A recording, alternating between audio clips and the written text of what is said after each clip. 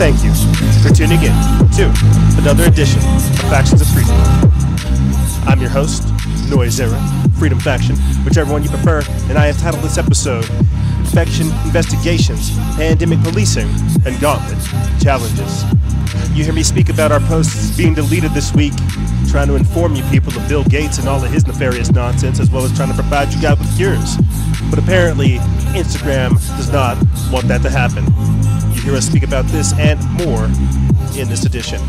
On top of that, we break down how 62 countries have collectively called for an investigation into the coronavirus, as well as the World Health Organization, of the federal government buying riot gear, citing the need for a pandemic, as well as Bernie Sanders and George Soros saying that the COVID-19 outbreak is the perfect tool for transforming society. That's right. We'll talk about the New World Order and more, all in this edition. But first, a few quick updates. If you guys want to support this operation, think about joining our Patreon exclusive membership program, patreon.com/Freedom Faction. If you listen to the exclusive or the Instagram live we did earlier this week, you understand its importance.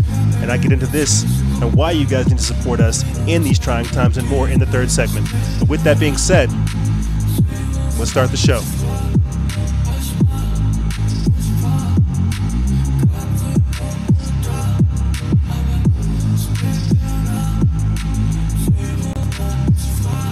Salutations, my friends, and thank you for tuning in to another edition of Factions of Freedom. I'm your host, Noise Era, Freedom Faction, whichever one you prefer, and this is show number 1018, Season 10, Episode 18. Hundreds of thousands of people have died from COVID-19 worldwide. We have now learned that the numbers are being purposely skewed for the numbers, for the dollars, for the almighty dollars. Bill Gates is now spending billions of dollars to manufacture at least 8 dozen of vaccines for COVID-19, and we are beginning to see a pushback from America regarding this. President Donald Trump freezing the World Health Organization's funding. We get into that in this episode and more. And the reason why we're starting off giving you guys this quick damage report, this status update, is because what you're seeing right now is the country fight for its very life. It's no longer left against right. It is now tyranny against freedom. COVID-19 has tried to infect us with the feels of authoritarianism, with the virus of tyranny. And because of this assault, this biological blitzkrieg against us, it has now awoken thousands, if not millions, across the world. Yes, they are telling us that there are various strains and different mutations taking place, purposely obscuring the numbers, purposely obscuring the information, purposely deploying armies of misinformation trolls and more, all to cause confusion, all to cause distrust, all of it to cause insecurity and doubt, only for us to run to the very same people who have caused the problem. Yes, this is 2020, and I am your host, Noise Era, Freedom Faction. Stationed out here in the southwest of America, we are trying to do everything we can to bring you good people the information that you deserve, and diversified in many different ways so that you comprehend what is happening. Earlier this week, we read to you guys from the book of Jeremiah, chapter 2, and we explained so many different things. The trading of gods, the worshiping of idols, and more. I want to speak on that. The trading of gods. How we no longer seek after glory. No.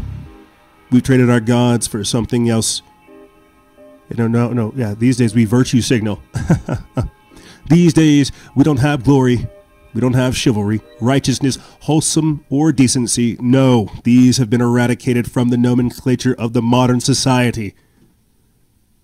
Purposely ripped from the vocabulary of today's world so that they would not embody these very true virtues, so that they could give you the virtues. And you now see this with the masks, the gloves, with the anti-human social distancing agenda, to where you are now feeling pressured, shame, guilt, all kinds of emotions, a wide variety of negative emotions, all designed to socially pressure you to obey. This is 2020. This is Factions of Freedom.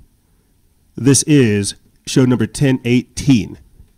And we are doing everything we can to provide you people with the information that is necessary to survive, with the information that is necessary to navigate this technocratic world that they're trying to put us under.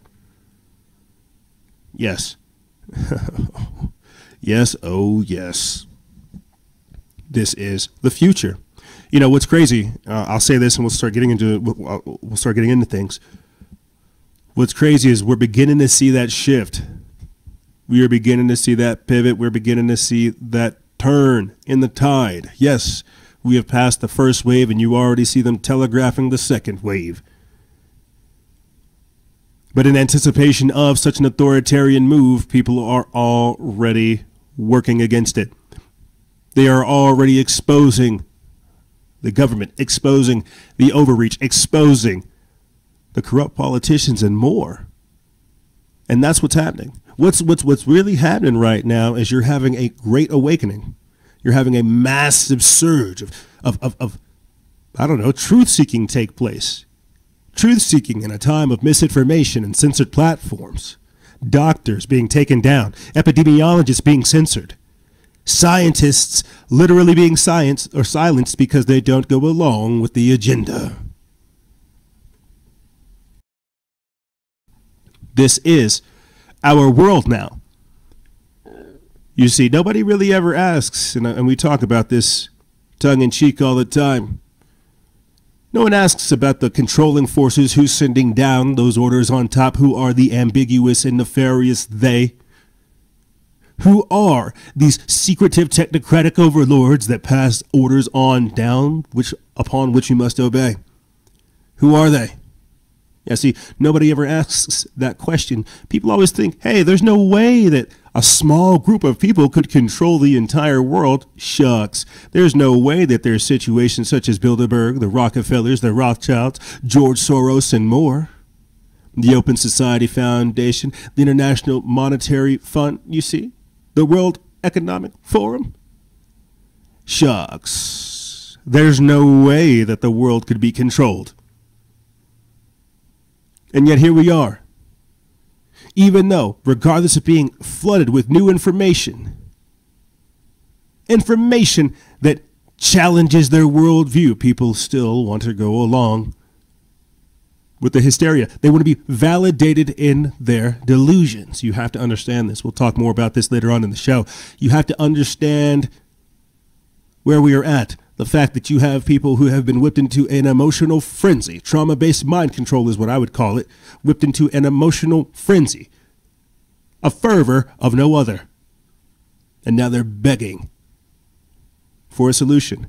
Because during this time frame, gang, when I sat up over here and provided you guys with solutions, had people like Dr. Stephanie Grutz on, broke down things like UV light, intravenous vitamin C, went over things like zinc, magnesium, vitamin D3, selenium, iodine, all these things and more. See, we didn't freak out like the rest of the world. No. We peered straight into the abyss, and we now found the answers that the rest of the world's playing catch up to. I mean, just the other day, New York City subways are beginning to have UV light in their subway system to help sanitize the environment. Shucks, why do we have on Dr. Stephanie Grutz? So, back to the point. People want to be validated in their hysteria. They want to be affirmed in their delusions. They want to be crazy. They want to have these feels. They want to virtue signal. They want to power trip. They want to shame mob you. They want to guilt trip you. You have to understand the broken, weak, and destitute mind of people today. These are the people that we're trying to wake up. These are the people that we cannot hate. Because we were once these people. And if we don't have eternal vigilance, we may become them. And with that being said, let's start the show. So I didn't mean to go on like a hardcore rant, but people really have to understand the day and time that we are in. Like, these are not normal days. These are not normal days. I mean, we got threatened with our account being taken down this week for exposing Bill Gates developing an enzyme called luciferase, as well as the benefits of chloroquine. But we'll get into that later. To start off this segment, let's get into this. 62 countries collectively calling for an investigation into the origins of the coronavirus, as well as the World Health Organization. This is put up by Paul Joseph Watson over there at Summit.News. They put this up May 18th. It says, resolution demands investigations of, quote, the actions of WHO and their timelines pertaining to the COVID-19 pandemic. 62 countries have collectively called for an independent investigation into the origin of the coronavirus and the reaction of the World Health Organization. A resolution led by European countries and Australia has been backed by every EU country, as well as the UK, New Zealand, Indonesia, Japan, India, Canada, Russia, Mexico, and Brazil. It is set to be presented to the World Health Assembly, the grouping of health ministers that sets policy for the WHO, on Tuesday, where a vote will be held. The resolution states that the World Health Organization Director General, Tedros Ghebreyesus, must, quote, initiate at the earliest appropriate moment and in consultation with member states, a stepwise process of impartial, independent, and comprehensive evaluation of the origin of COVID-19. It also asks for an evaluation of, quote, experience gained and lessons learned from the WHO coordinated international health response to COVID-19. The resolution also demands an evaluation of the, quote, effectiveness of the mechanisms at the World Health Organization's disposal and, quote, the actions of the World Health Organization and their timeline pertaining to the COVID-19 outbreak or pandemic. The draft also suggests that the WHO should work with the World Health Organization for Animal Health, or the World Organization for Animal Health, to, quote, identify the zoonotic source of the virus and the route of the introduction to the human population, including the possible role of intermediate hosts, including through efforts such as scientific and collaborative field missions. It does not, however, specifically mention China at all, most probably in effort to avoid further enraging of the communist state, which has already been threatened to ruin Australia's economy by imposing strict tariffs. The World Health Organization has come under intense scrutiny for repeating Chinese claims in January that the virus was not contagious between humans. The body has since complained that it has not been invited to take part in China's investigation of the outbreak, and we reported on that just last week. As we highlighted last month, the World Health Organization blocked doctors from urging countries to impose border controls to stop the spread of coronavirus and repeatedly told countries not to close borders, despite them being proven to be an effective way of controlling the spread of the virus. Yeah, like I said, we covered this with you guys last week. We're seeing this narrative pop up where it seems like there's going to be a world court coming together to basically judge China. Like China's going to be put on trial for this, and we covered this all, with Dr. Charles Lieber, his scientists, his ties to China, the communist state, smuggling biological materials, the FBI finding people, their ties to Harvard, Dr. Anthony Fauci being involved in this. It's a whole hodgepodge. It's a whole deal. And so part of me kind of thinks, and that's why you've been hearing me say, it's got to get put all the way out there for everybody to know about. It's got to be so dire, so crazy. It's got to be such, it has to be so widely known that it becomes kitchen room talk, you see, dining room discussions type deal. And that's what's happening. These people aren't going to get away with this stuff. I thoroughly believe that that's why we're going to see more of these trials take place, more of these types of criminal cases come up, and more. Because this is not going to go away. But like I said, we talked about this just last week. The fact that China is undergoing trial. And then whenever the World Health Organization reached out to China to say, hey, we're doing an investigation, give us some information, they're like, no, we're not going to take part. We'll take part in your investigation whenever you're done. We'll tell you, basically, we'll tell you what we want to tell you. You've got to understand the very, very sophisticated nature of these people, man. Like, it's just very shady. It's just very shady. And then fast forward to today, they're talking about doing investigations. Look at this right here. China admits to ordering labs to destroy early coronavirus samples. So how are they doing investigations? Were those early samples the ones that came from America or the ones that came from China? We covered this.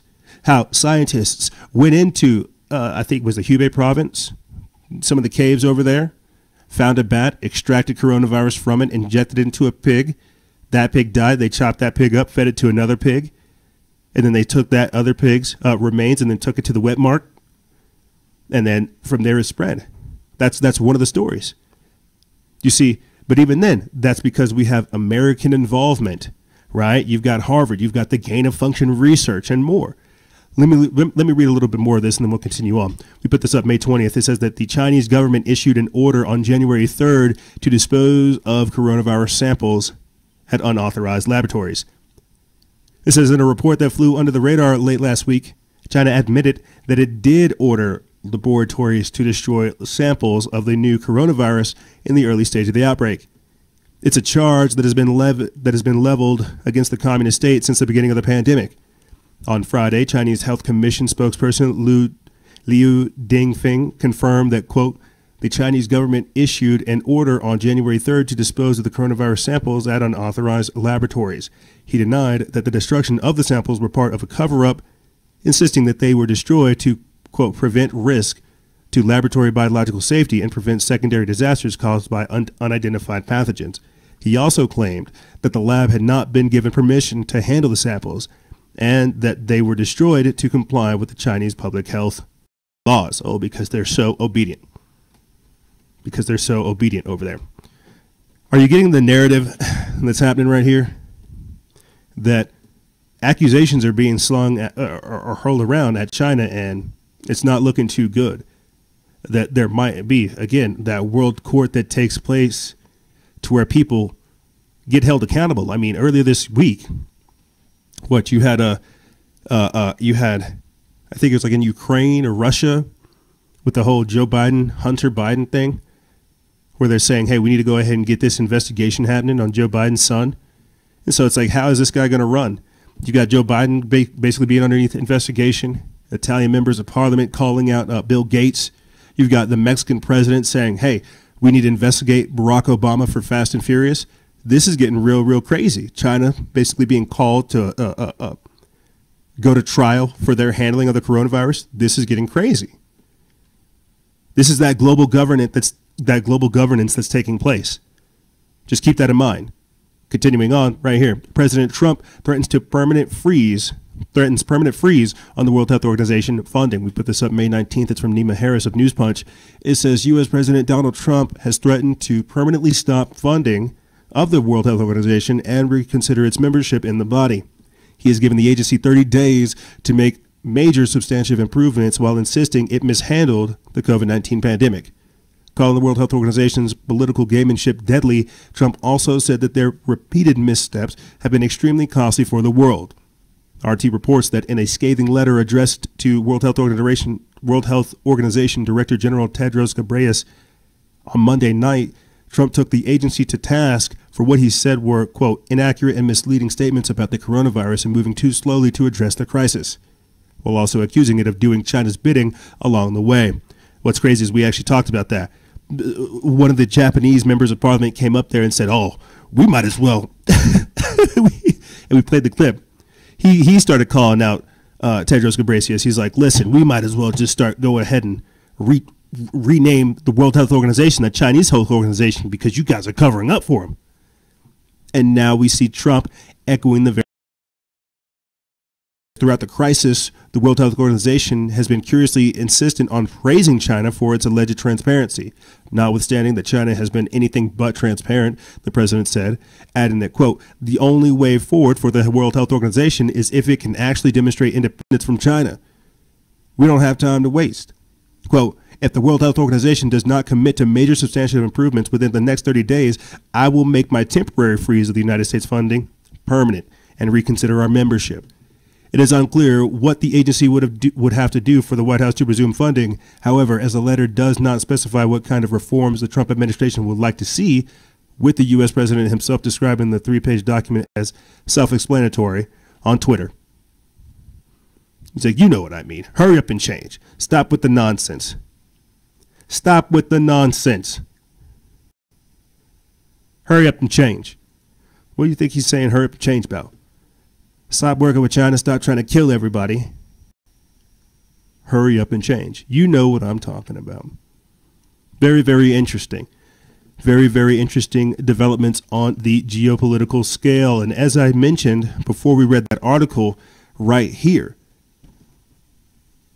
You have Sarah Cuniel, the MP, who slammed the Italian member of parliament that slammed Bill Gates, saying that he must be charged for international criminal court crimes by the International Criminal Court with crimes against humanity.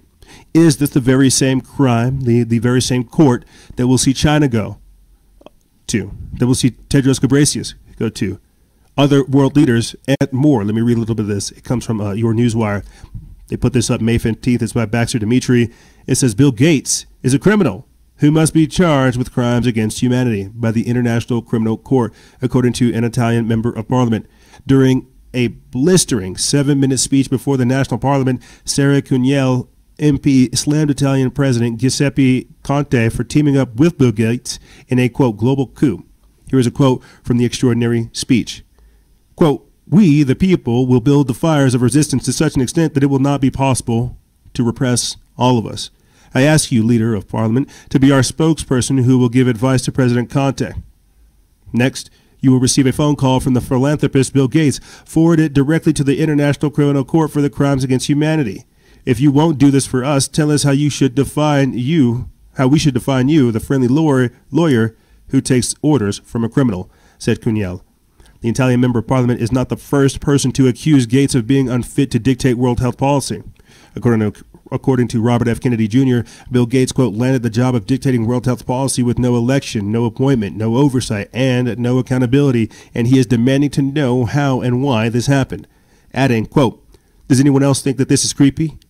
Last month, Robert F. Kennedy Jr. slammed Bill Gates in his messianic conviction that he is ordained to save the world with technology. Quote, vaccines for Bill Gates are a strategic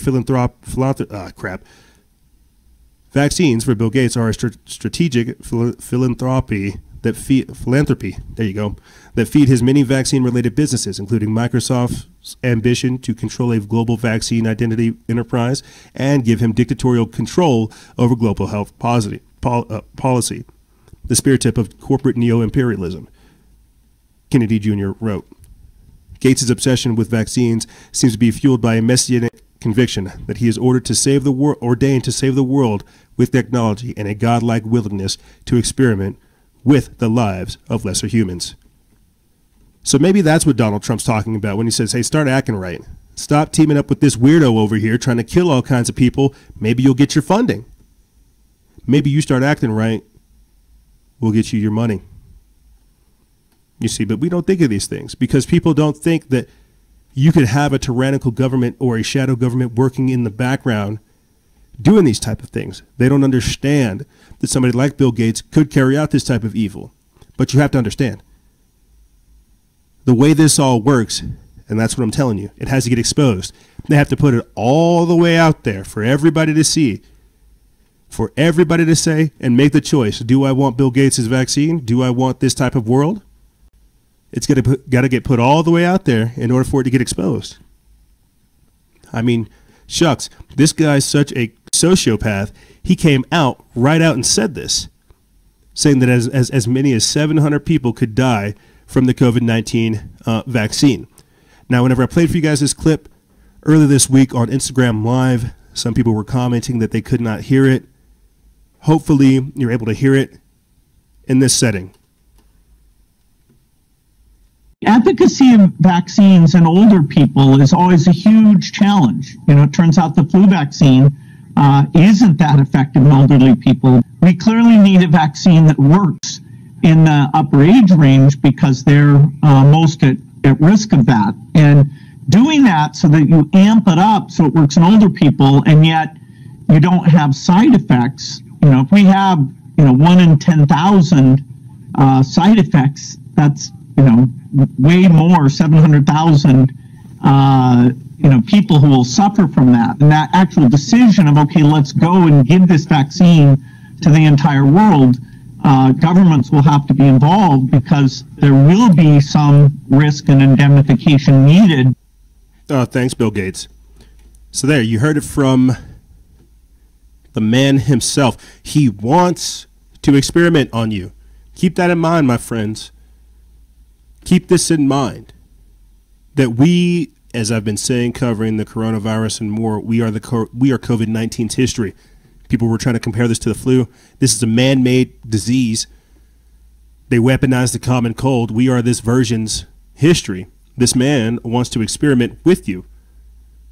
We'll find out more information about Trump's vaccine czar, the one that has ties to Mode, NRA, Moderna, and their genetically modified, their vaccines that modify genes. We'll talk more about that later. But people have to understand this man is willing to experiment on you. There really is no ifs, ands, or buts about it. We've talked about how they're grabbing healthy people and conducting experiments on them, injecting them with COVID just to see what happens. This is why, again, you have epidemiologists, you have scientists, you have doctors, you have all kinds of people coming out exposing not only the lockdowns, but COVID-19 and more. And they're saying, hey, there's no need for a vaccine. But because this man has invested his entire life and wealth into it, right, Bill Gates, he can't do anything else. I'll say this, and then I'll you know what? Shucks, I'm just going to go ahead and get into it. I wanted to read a little bit of that article, but I'm just going to go ahead and get into this instead. You know, just last week, we talked about it on Instagram Live with you guys. But just last week, the FDA stopped Bill Gates from running around Seattle scooping up people's DNA. Right here. Coronavirus testing program funded by Bill Gates is suspended by the FDA. This is written by Nima Harris over there at News Punch. They put this up May 14th. It says the organizers of a virus tracking project funded by Bill Gates say their efforts are being paused while they deal with concerns raised by the FDA. The FDA has ordered SCAN, the Seattle Coronavirus Assessment Network, to stop screening for the virus, putting the program that has been providing hundreds of home testing kits each day on pause. Now, let me put a stop right there, okay? Because we're already talking about a lot of different things. You've got a billionaire stepping down from Microsoft, and then his next move, right? And we covered this when it happened. I made the joke, pun intended. It's like he left those computers to start working on our computers, on the human biology. He stepped down from Microsoft, deploys this scan thing, starts collecting people's DNA and stuff to see who has the coronavirus and more, spends billions of dollars to begin manufacturing vaccines. Don't even get me started on Bill Gates and more. Let me stick to this. How creepy is this that you have somebody like Bill Gates thinking that he can use his wealth, and I hope I can say it right, and his philanthropic nature to acquire people's data, DNA. That's what the testing is doing. That's why we're always talking about the potentiality of these test kits being contaminated. So this is a huge red flag. Yes, this man should be stopped. Where is this data going? We're already talking about we're talking about certain people having their data being given over to law enforcement for monitoring, arrests, quarantine, self-isolation enforcement, things like this, contact tracing, eventually disappearing these type of people. We covered that with you guys last week. This is crazy. This man is a supervillain. I'll read a little bit more of this and then we'll continue on. It says that the scan suspension comes just a day after Bill Gates praised the efforts in his personal blog. He wrote, quote, "It has the potential to become an important tool for health officials seeking insights about the spread and the behavior of the virus." Yeah, I bet. Because he's, like I said, he's running around contacting people and taking their DNA. It truly is crazy to see. You see. These are those gift givers. Bill Gates is just one of those gift givers. He just wants to help you. He just wants to take care of you. You see, right here, check this out. LAPD wants to give you rapid result virus tests to everyone it arrests. We put this up May 18th. It was over there at the Drudge Report. It says the Los Angeles Police Department wants to give a rapid result test to everyone its officers arrest to check for the coronavirus and is pushing the city officials to secure the equipment to do so.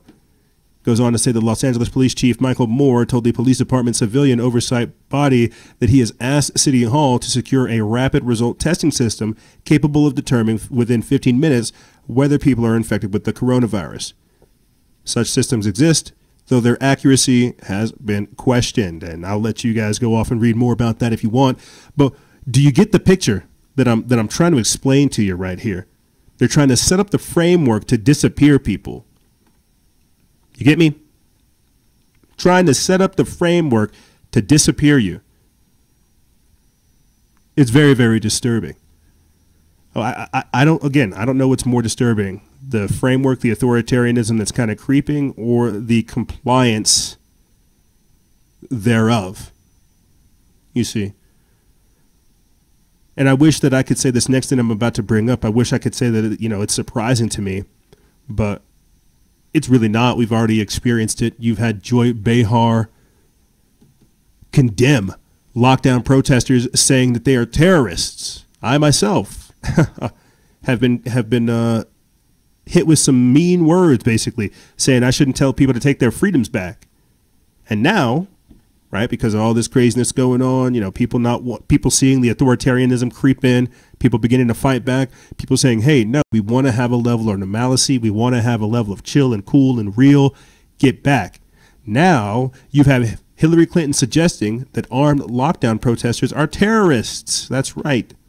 Because in an authoritarian government such as the one we find ourselves in today, civilians have become criminals. That's why they're trying to make it impossible to be a law-abiding citizen. They want to turn you into a criminal. So they have the right to come arrest you. You see, they have to dehumanize you before they disappear you. This is from the Washington Sentinel. We put this up May 18th. It's by Andrew West. It says, one of the beautiful things about the American Constitution is the freedom of speech. Without it, the rest of the rights we have as U.S. citizens wouldn't amount to much. That's why it's so concerning when certain politically prominent people attempt to harass or attack those who are speaking out for what they believe. Protests and the belief that fuel them are the very building blocks of our American society. Despite this obvious and omnipresent reality, Hillary Clinton has chosen to bash a large swath of Americans who have been speaking out against what they see as government overreach. I'm pulling up the tweet. She put this up May 15th. It says, armed men storming a legislature to disrupt its democratic proceedings is domestic terrorism. It cannot be tolerated. And then she has like a little article here from Newsweek.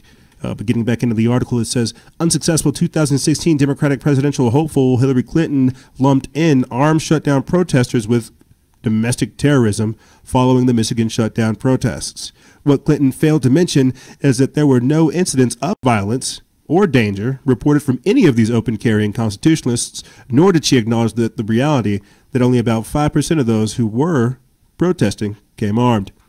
This sort of vitriol is both incendiary and demeaning, and has no place being expressed by such a prominent American politician. There you have it.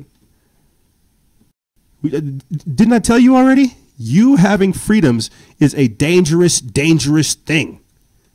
How dare you? We already covered this. Because you have to understand, in this authoritarian government we have today, you cannot fight for your rights. You cannot have anything. All you can have is your universal basic income. You can get your stimulus check, your Trump bucks, and you better sit there and wait. You better not stand up for yourself. You better not stand up for others. You better not stand up for the rule of law. You better not want to be wholesome, decent. You better not call for justice. You better not call for these things. Just trust that the government is here to help you. And check this out. Quote, we're with them. Trump celebrates as more than 100 states back the COVID-19 China probe. Should have covered this when we were talking about the 62 different countries that were down to investigate China. But again, here in America, we're beginning to see this sentiment come out, this narrative come out that we need to investigate China. We need answers. So while everybody else is saying that we don't need to take our freedoms back, we don't need to take our rights back, well, while we're practicing this level of denialism, we have to have some form of truth. Let me get into this article. We put this up May 18th. It's from Tyler Durden of Zero Hedge. It says, President Xi's generous promises to share a non-existent COVID-19 Chinese virus vaccine with the world while extending some $2 billion in aid to the poorest nations apparently failed to dissuade the 54-member African Union bloc of nations from supporting a resolution for calling for a WHO-led investigation into China's handling of the COVID-19 outbreak. Of course, Xi said during his keynote address during this year's annual meeting of the WHO, which is being held virtually, that China supports a, quote, comprehensive evaluation of the factors behind the outbreak, while Chinese tabloid editors have sneered that the world better not complain when the outcome shows the U.S., not China, is responsible for the outbreak. President Trump promised in a tweet shortly after the news broke that we, quote, we are with them regarding Australia's resolution for a COVID-19 inquiry, with a tweet which prompted even more Chinese disinformation. A coalition consisting of more than 110 nations has formed to back the inquiry, according to the reports in the Australian press. The African Union's 54 member states will co-sponsor the Australian motion, joining 62 other countries, including Russia, Indonesia, India, Japan, Britain, and the U.S. and Canada, along with members of the European Union's 27 members, as well as Brazil, South Korea, Mexico, Turkey, and New Zealand. That's right. Now, what we have to understand is, I don't want to say we've crossed the Rubicon, but we've definitely stepped into a completely different battle, right? We've all got to know what's going on, what the stakes are, and what's going to happen. I've been asking since the inception of this, is this a bioweapons attack, right? What's the war game here? We've talked about both America and China having both their hands caught in the cookie jar and both of them having to pay some form of reparations. You know, we're playing this week by week. But this article has a very, very interesting tweet attached to it, and I want to cover this before we move on to our last couple of topics for this section. And it says, and this is from Huxin GT, the Chinese account over there on Twitter. He says, China is not afraid of an independent investigation into the origin of the coronavirus. Hope that the U.S. is not afraid of it either. Regardless where the virus originated, China's stance is the same. But if the investigation finds it originated in the U.S., Trump's re-election is doomed. It says that the World Health Assembly should take note. President Trump said last week that the U.S. began developing a COVID-19 vaccine on January 11th. But at the same time, the whole world, including China, knew very little about the virus. Where did the U.S. acquire the knowledge? It should be the focus of the investigation. So just very, very interesting stuff to keep in mind, because while we're being infected with this virus of authoritarianism, you've got virtue signalers, mass shamers, name it and shame it groups popping up over there on Facebook and more. We're still trying to figure out what's going on in our own country. You've got people blaming Trump for this, not even knowing what's going on. So yes, an investigation into this infectious disease is necessary. But because we have now reached a whole new phase of this agenda, we're on the other side of things. You see. Right here, null and void. Judge tosses Oregon governor's COVID-19 lockdown. They put this up May 18th. It's from Zero Hedge. It says an Oregon judge has declared coronavirus restrictions enacted by Governor Kate Brown, quote, null and void, because our emergency orders weren't approved by the state legislature after 28 days, according to KJW8. Baker County Circuit Judge Matthew Shirtcliffe made the ruling Monday in a lawsuit brought by churches who had sued, saying the social distancing directives were unconstitutional. We've actually had sheriffs come out talking about this as well, not enforcing unconstitutional orders. We covered it just last week. The police officer who was fired, unfortunately, for saying to police officers, fellow officers, enforcement officers, saying, hey, you took an oath. Don't enforce these unconstitutional orders. And he gets fired for doing so.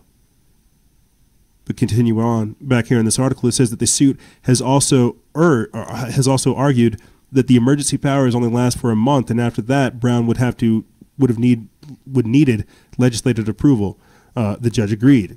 KJW8 reported. Brown says she will immediately appeal the ruling with the state Supreme Court, which would, quote, ensure we can continue the safeguard of all Oregonians, including frontline healthcare workers, those living in nursing homes, workers in agricultural and food processing plants, and Oregonians with underlying health conditions, while the legal process moves forward. An attorney representing churches, Ray Hack, said during a Monday phone interview that the ruling nullifies Brown's ban on church gatherings for worship, but also invalidates the entire stay-at-home order. The stay-at-home order is no longer in effect. It is invalidated. If the people want to get their hair cut, they can. They can leave their home for any reason, whether it's deemed essential in the eye of the state or not, he said. adding that the ruling was a vindication for both the freedom of religion and that of all Oregonians.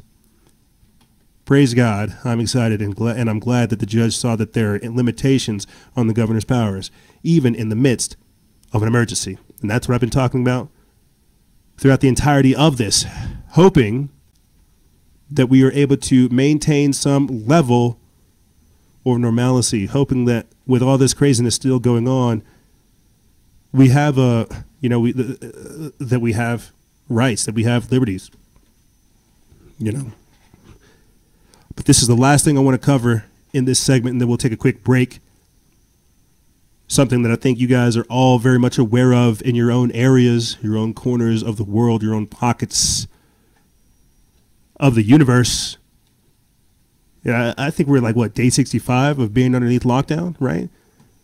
But right here, again, it's something you guys have noticed in your own world. Lockdown zealots are behaving like cult members. This is warned by a psychotherapist, Dr. Hugh Wilborn. Now, I'm going to read something that you guys already know. That's what I'm saying. The guilt tripping, the mask shaming. Out here in New Mexico, there's a group called the Alamogordo Name and Shame group. It's over there on Fedbook if you guys want to go join it. And it's exactly what it sounds like. It's a bunch of quarantine Karens running around to different stores, enforcing social distancing, taking pictures of people without masks, saying, who are they? The very same place I've seen this tactic, I'll say this before I jump back into the quarantine Karens, the very same place I've seen this tactic is with Antifa. It's doxing, right? But they just call it name it and shame it. It's just a different version of it. You see these tactics where it's just like shame mob, guilt trip, how dare you? There's a video out this week, and we didn't get around to posting it, of an entire supermarket ganging up on an individual for not wearing a mask, calling her dirty. You see what I'm saying by this anti-human social distancing agenda, to where it's got us hating one another, pitting us against each other, acting as if we're holier than thou. You see the virtue signaling being put on steroids. Let me read a little bit of this. We'll continue on. We put this up May 19th. Like I said before, it's from Zero Hedge.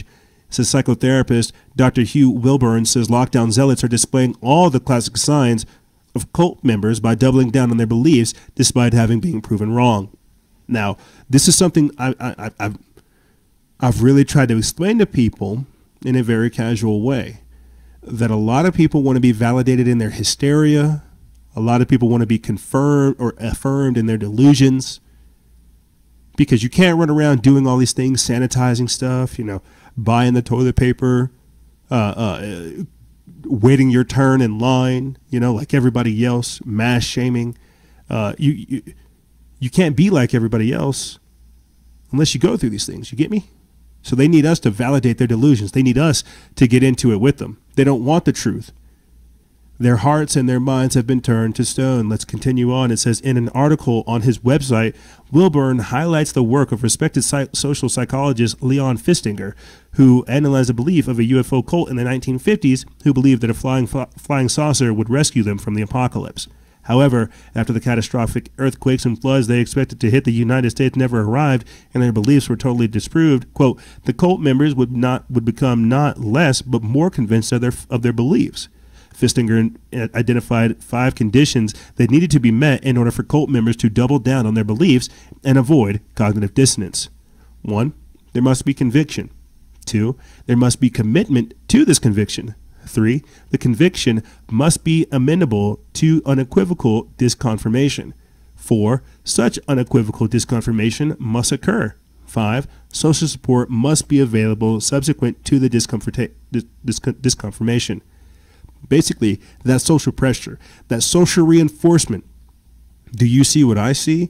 Do you see this pink elephant riding a bicycle through the grocery store? Yeah, me too. Well, let's begin to enable each other. Let's engage in this delusion. Let's validate each other's hysteria. Continuing on, it says Festinger's 5 conditions and the behavior of the cult believers correspond closely to the same situation with Brexit, climate change, and COVID-19.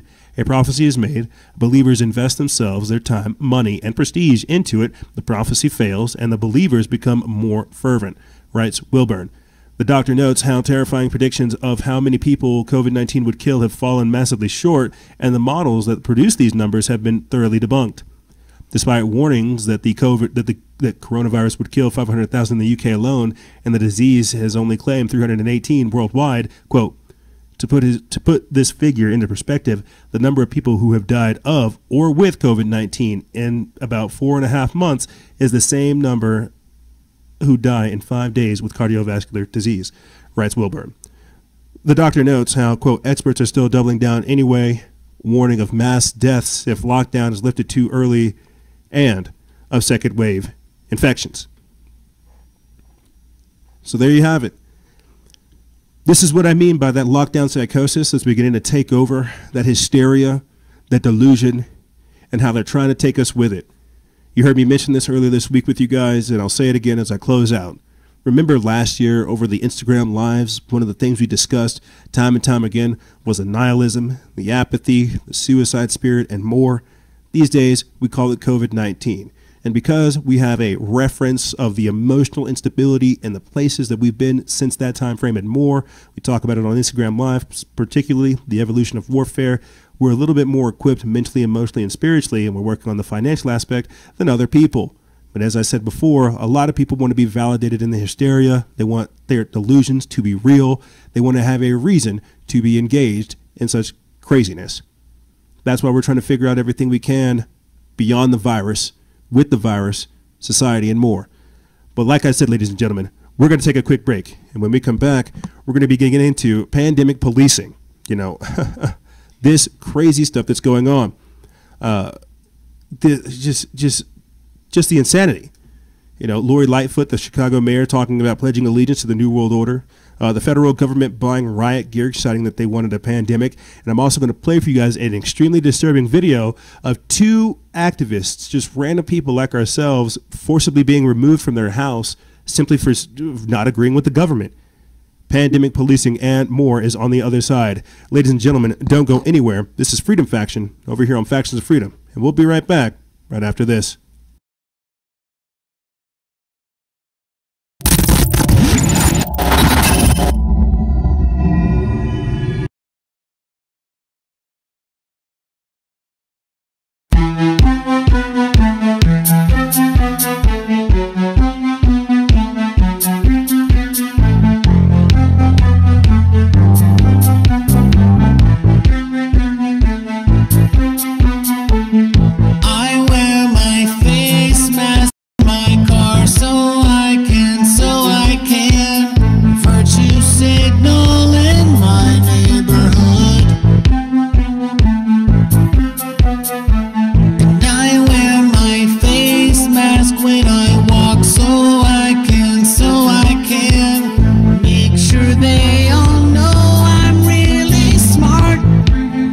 Keep your distance. While they're deceiving me, it cuts my immunity. TV's got control of me.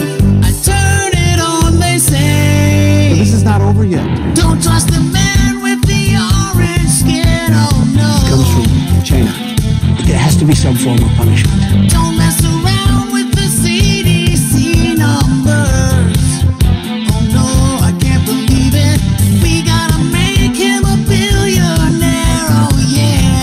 Then the final solution, which is a year to 2 years off, is the vaccine. I wear my face mask in my house so I can stop a symptomatic disease spread to myself. And I wear my face mask when I bike so I can placate all the Karens at the park. And now the who is deceiving me.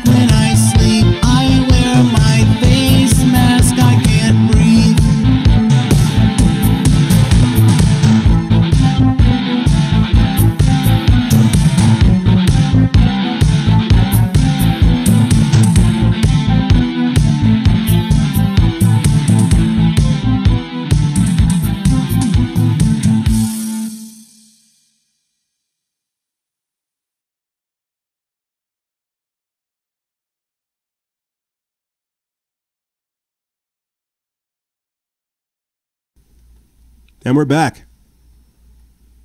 I hope you guys like that. I thought you would get a kick out of that because it is extremely funny.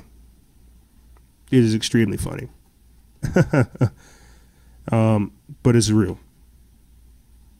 It's real. And the reason I say that is because we have to understand that we are up against a scientific dictatorship.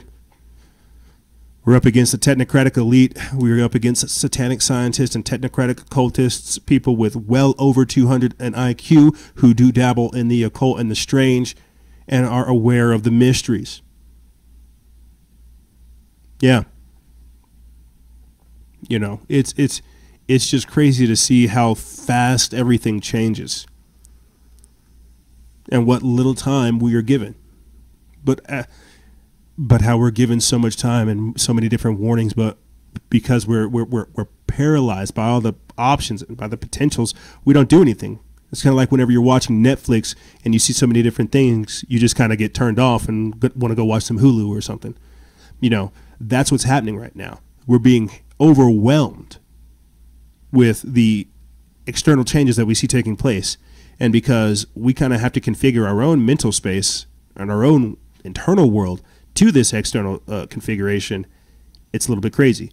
There's some identity schisms taking place here, and they are definitely taking advantage of such craziness. But with that being said, ladies and gentlemen, thank you for tuning in to this edition of Factions of Freedom. This segment, we're going to be talking about, again, the police state, the authoritarian moves that you see governments and states across the nation taking. Governments across the world, states across the nation.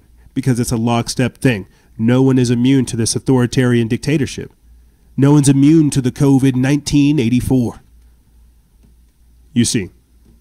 And that's why I'm so grateful that you see so many people, basically, like I said again, so many people just waking up to the injustices of governments, to lying governors, corrupt government, to creepy, shady billionaires trying to control your life and more. I'm grateful for that. But because of this, you know there's going to be blowback. You can't have all these people waking up, being aware of the truth, and going about their business. Because if that were the case, everybody's waking up. We're trying to create change. The controlling oligarchs don't want that. They want to be able to control the outcome. What do I mean? Right here. Just keeping you safe. Pandemic policing. The federal government buys riot gear citing the pandemic. This is put up by Max Lavo of SHTF Plan. They put this up May 19th. It says they are gearing up for a battle. The federal government has just purchased riot gear and increased its spending citing a pandemic. Last I checked, riot gear is to protect them from the public when we finally had enough of their control and has nothing to do with keeping us safe from the virus. The purchase order includes requests for disposable cuffs, gas masks, ballistic helmets, and riot gloves, along with law enforcement protective equipment for federal police assigned to protect veteran affairs facilities. The orders were expedited under a special authorization, quote, in response to the COVID-19 outbreak. The Veteran Affairs Department, which manages nearly 1,500 healthcare facilities around the country, has also extended special contracts for coronavirus-related security services. This is reported by The Intercept. The Inspector General reported, the Inspector General report noted that there is, quote, an additional strain caused by the need for additional police presence for COVID-19 related screenings of veterans at all VA health facilities and recommending the hiring of contract security services. Riot gear for COVID-19 screenings? It sure sounds like they know they are enforcing tyranny and they want to be protected when the majority of the public finally figures it out. Because isn't this why Trump activated the National Guard, saying that he's going to have the military take care of the vaccines? You're going to have riots, man. If it's not going to be food, it's going to be people not wanting to be forcibly inoculated. You're going to have riots. I'm worrying about the food riots. Give them bread and circus and they'll never revolt. Well, guess what? You take away the circus and the bread, people are going to revolt. Continuing on, it says President Donald Trump signed off on this when he signed the CARES Act into law. The CARES Act, the $2.2 trillion stimulus legislation passed in late March, also authorized $850 million for the coronavirus emergency stimulus, or the Emergency Supplement Funding Program, a federal grant program to prepare law enforcement, correctional officers, and police for the crisis. The funds have been dispensed to local governments to pay for overtime costs, purchase protective supplies, and defray expenses related to emergency policing. Last month, the federal government secured a contract to purchase 100,000 body bags to dispose of COVID-19 deaths. However, since we know based on their own numbers that not many people are dying from the virus, those bags are likely for what's coming next. And I don't mean the fake second wave they are already planned. I mean the uprising from the fake second wave. As we have said from the beginning, the virus is not the problem here. The problem is the tyrannical response from the government, and this in this IG report proves that they know they are pushing people to a point of rebellion. Keep your eyes and ears open, hope for the best, and prepare for the worst. When tyranny becomes law, rebellion becomes duty. Yeah, we have an obligation to fight this. You know, that's why you have Veteran Affairs using over 42,000 different hydrochloroquine doses a day, because they're trying to get these guys ready for whatever's coming next. Armed conflict, right? Like what the QAnon folks say, that the arrests are coming, that we had to go into martial law for the deep state arrests, right? Isn't that what they told us? I'm not sure. Either way, it's very dangerous for them to be playing this game because they know what they're doing. And just a taste of what's to come. Speaking of this, pandemic policing, right here. Extremely disturbing video shows Canadian cops medically kidnap a couple over their peaceful, corrupt government views. Crazy. This is insane.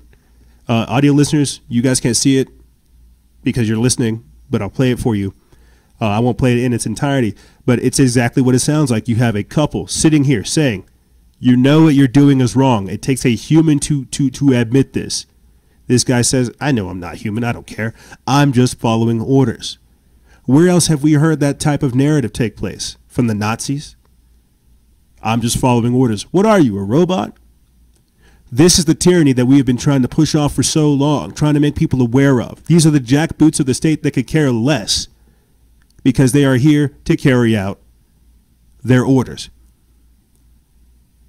It was originally written by Matt Agarist of the Free Thought Project, but the Sons of Liberty reposted it over there May 19th. It says, in the land of the free and home of the brave, it is somehow a crime to think for yourself and express those thoughts. What just took place to an immigrant couple for simply expressing, among other things, that governments are corrupt, which they are, should send chills up your spine. They were arrested, quote, for their safety and taken for mental evaluations. And I gotta say, this is the show of force that Fox News' Sean Hannity should be addressing. Non-peaceful protesters in Michigan with their long arms. Let's see if Hannity will cover this story and demand justice. It says, here's the video of the couple being arrested for simply having different views and being outspoken against corrupt government. Notice how the brown shirts and their little mental health professional are all ready to protect the beast state against peaceful dissenters.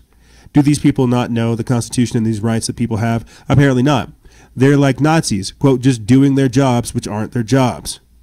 It's crazy. It says Hamilton police used safety as the reason they participated in the medical kidnapping of an immigrant couple who were outspoken in their views against the government. Let's listen. Right? Yeah, that's no problem. You can record. I don't need you here. Do you want to set it up? Are you okay to talk? Yeah, Okay. So as a result, speaking to my partner yesterday, there's concerns. I prefer to stand if you're okay with that, please and thank you. After speaking to my partner yesterday, there's some concerns for your safety, right? We understand what your standpoint, right? The reason why you're doing what you're doing is to take a stand against the city, correct? No, the city. Government. The government, okay, yes, the government. But as you know, what I can say, from one person to another, how you said yesterday from one human to another, it's wait. You're saying you're human? Yeah.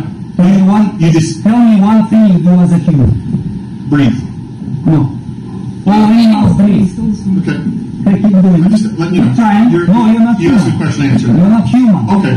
So as a Wait a result, second. You're saying you're human, I'm saying you're not human. You have to become human. Very okay. difficult. Okay. No problem. See? That's how you identified yourself outside. You serve corrupted government. You're part of this big system. Okay. You come in here like this. Are we so dangerous to you? Look at us. I hope not. I hope everything goes smoothly. What? I don't know you. My job, I have to make sure that I protect myself and protect everyone that I'm dealing with. Right? That's the purpose. Wait a second. Yesterday, bunch of your colleagues came, and they're also on a, like almost SWAT team. You should give them thanks next time. Yeah.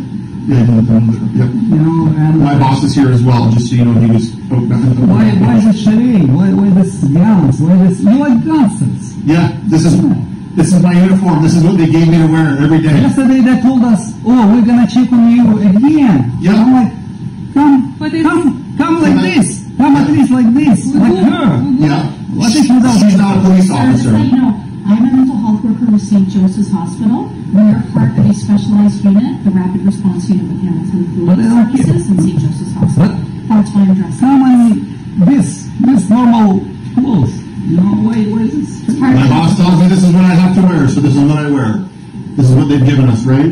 That's why it's called a uniform, so we all have the same one on, so we can be identified. Why did you come at 8 o'clock? It's our time to go to sleep, actually. My apologies.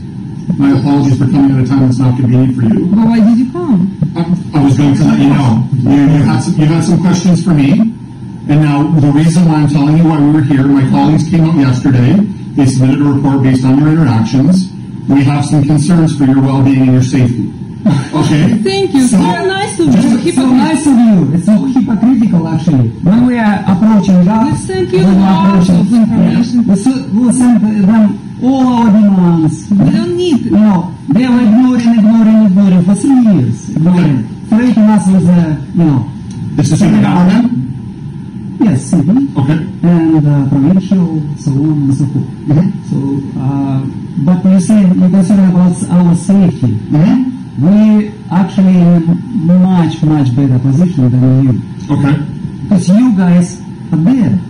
more in trouble. Okay. You're more in trouble. Your soul is there. So What I'd like to clarify. by doing this pledge of allegiance, you annihilate your conscience. So whether it's moral or not, you pledged to do what government, what somebody else gonna tell you to do. Because you swear. So you sold your soul, and that puts you in actually very. So I'm not here to get into that debate. But What I we am are here to get into that debate. Okay, I'm not here to get into that Invite debate. you. What I'm here to let you know is that based on the concerns that were put forward yesterday with your report, we have contacted a judge, and the judge has issued what's called a Form 2.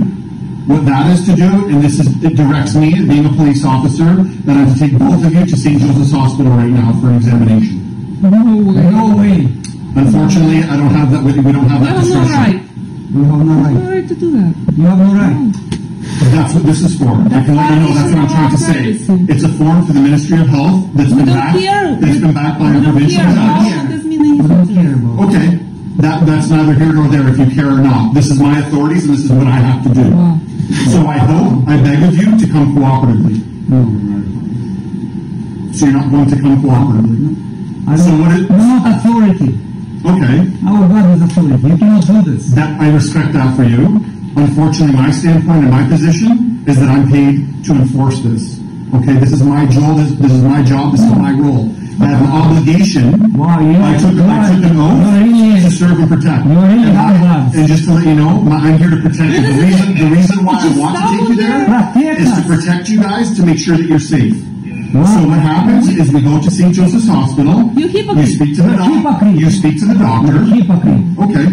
I don't believe I am. That's your opinion. You're entitled to your You're opinion. evil. Okay. That's your opinion. You don't know me. Forcefully to take us to hospital. Well, Are you kidding me? I don't want to do it forcefully. That's why I'm hoping that you'll assist me. That you'll hypocrite. accompany me. That's a hypocrite. Why am I a hypocrite? Because you're forcing me. Because you're saying it's far off. So what this is saying? So I'm going to skip forward a little bit because I'm going to skip forward a little bit just so you guys really understand. I'll put the link for this in the description bar below if you want to watch it in its entirety. But what you're going to understand is these people are doing this. This is the global health security agenda. This is obey Big Brother. This is where they know what's best for you. You don't know what's best for you. That's why they're saying they're coming in the name of safety, of public health. Hey, we're worried about you, so if you just do us this favor, go ahead and turn yourself in. There won't have to be any problems.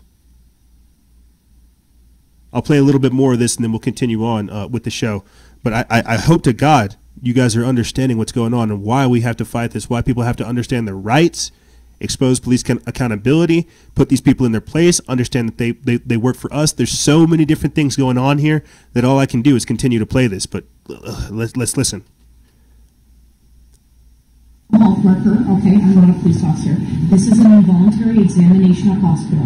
What this means is it's not in the police discretion any longer, or as a mental health worker, this form is valid, signed off by a justice of the peace. They cannot walk away. It's a voluntary examination, not admission, examination. So what we're asking is we're asking for cooperation. You're going to go down, you're going to be seen at the hospital, and you're going to meet with the doctor. That is what that form You're very says. sick. So what the officer is asking today, we would really This is intrusion. We're not a threat. Fascist deal.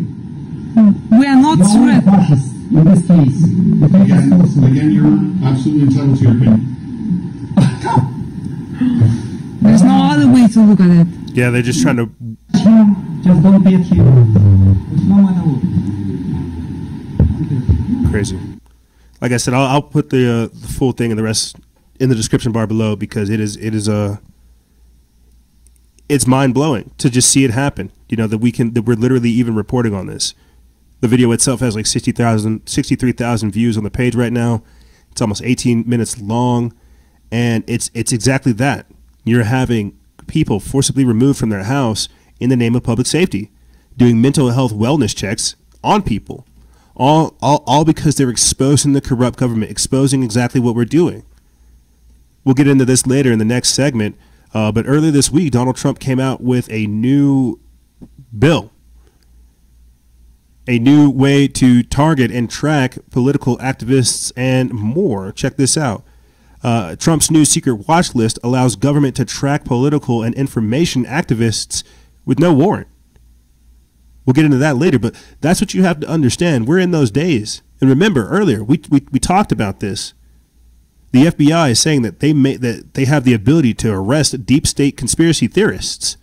When I'm telling you that they're setting up the infrastructure and the framework for tyranny and for COVID-19, 84 and more, you really have to understand what these people are doing. They do not want dissent. They do not want people questioning their authority.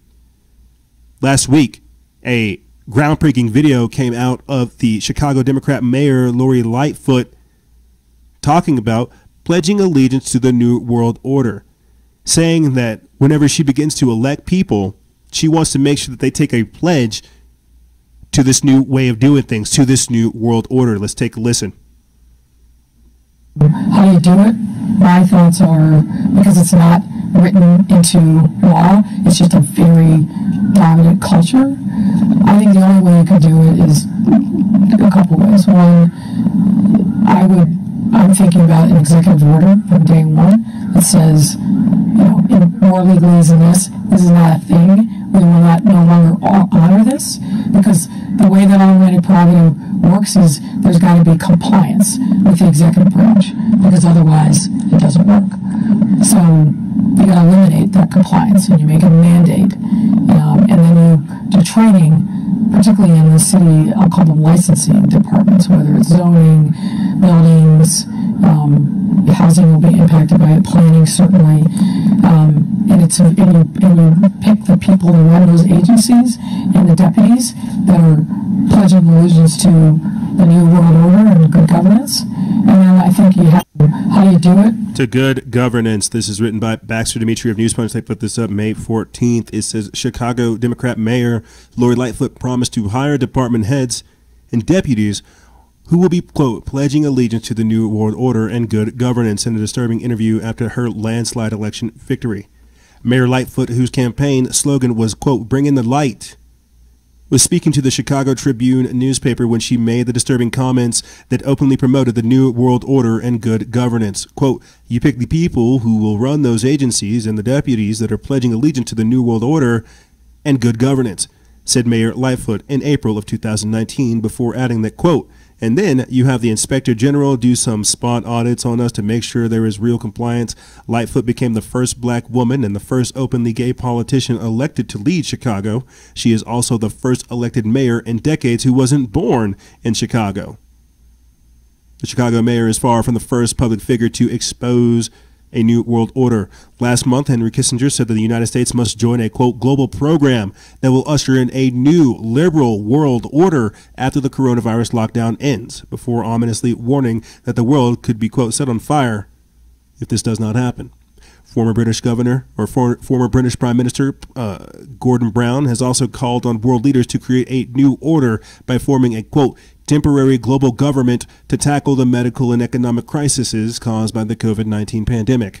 According to Brown, the global government is necessary to make sure the efforts of central banks are coordinated.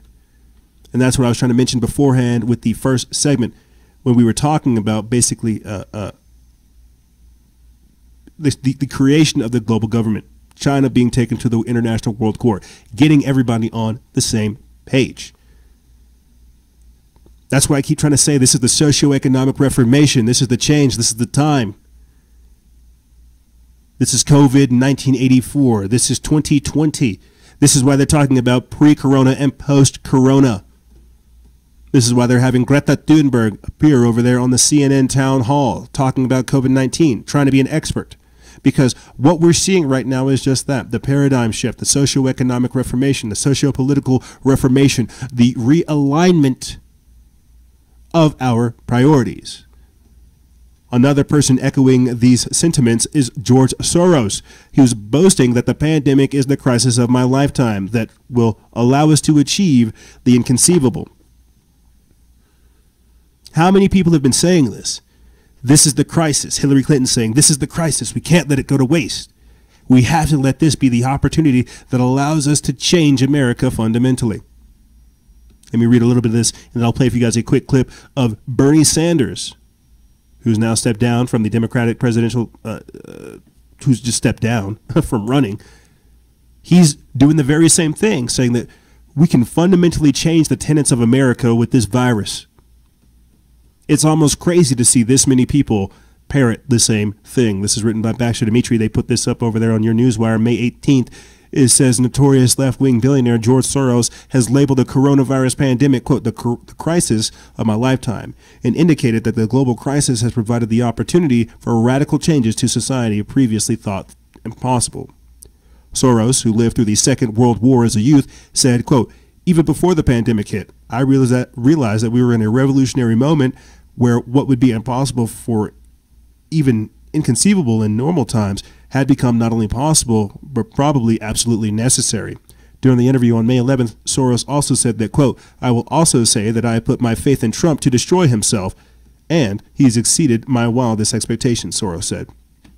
While the Constitution, according to Soros, quote, will prevent him from doing certain things, that has not stopped the president from trying, quote, because he is literally fighting for his life. Radical left sponsor and billionaire George Soros says President Trump is, quote, literally fighting for his life. LifeSite News reports that Soros was, quote, particularly concerned about the survival of the EU because it is an incomplete union. While according to the Hungarian-born billionaire, the European Union was, quote, in the process of being created. That process was, quote, never completed. Thus, Soros said that the EU was exceptionally vulnerable, more vulnerable than the US, not just because it is an incomplete union, but also because it is based on the rule of law. Soros also commented on the recent conflict between Germany and the EU. Germany's highest court had ruled on May 5th that one of the EU's Court of Justice's decisions regarding policies of the European Central Bank was not legally binding. In turn, the European Court of Justice asserted that it alone had the jurisdiction over the ECU or the ECB. And then it goes on to talk about, oh, George Soros, oh, how he's not a Nazi collaborator, oh, he's such a good guy. Oh, he's not trying to take over markets. Shucks, we should just believe him. We should just believe him. Now, before I play for you guys this next clip right here, literally right next to the very same post that we just covered, Bernie Sanders saying that the coronavirus silver lining is that it can change the fundamental tenets of America, is you have to understand what these people are doing. This is why throughout the entirety of this, I've tried to explain the quick narrative shift, the pivot, how they've changed, how one thing gets exposed and they bring up something else. I won't play for you the entire clip. I just want to get a little bit of this over here. But this is, again, more of that pandemic policing saying, you know what, in times of crisis, you have no rights. Give us a second to restructure everything, and then we'll give you your outcome afterwards. Crazy. Crazy. I'll read a little bit of this and play the clip. It says, appearing on ABC, the twice failed socialist presidential candidate Bernie Sanders proclaimed Sunday that there is a silver lining to the coronavirus, that it can initiate, quote, rethinking some fundamental tenets about the way our government and society works. Let's listen. Nancy Pelosi is proposing will never pass the Senate.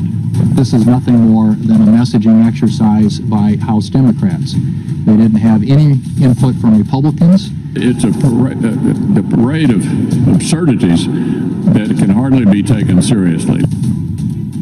Republican senators there on the stimulus package passed by the House on Friday. We're going to get more on all this now from Senator Bernie Sanders joining us in his first Sunday interview since leaving the presidential race. Senator Sanders, thanks for joining us this morning. And I do want to get to that, but let's begin with where we just left off with Peter Navarro, the president's firing on Friday of the State Department Inspector General Steve Linick. Now the fourth Inspector General fired in several weeks. You heard what Mr. Navarro said. He said he's worried about the deep state. The president deserves to have people loyal to his agenda. Look, this president thinks he's above the law. He's above criticism. He wants to get away with anything that he can. And he does not understand that in the function of government, you have a Congress, you have inspector generals who say, by the way, Mr. President, what you're doing is wrong and it may be illegal. This has been his modus operandi from day one. Let's talk about the economic stimulus package that was passed by the House on Friday. It's the basis for negotiations with the Senate. We've heard those Senate Republican leaders don't seem to be in any rush to pass anything. If this came to the Senate floor, would you vote for it?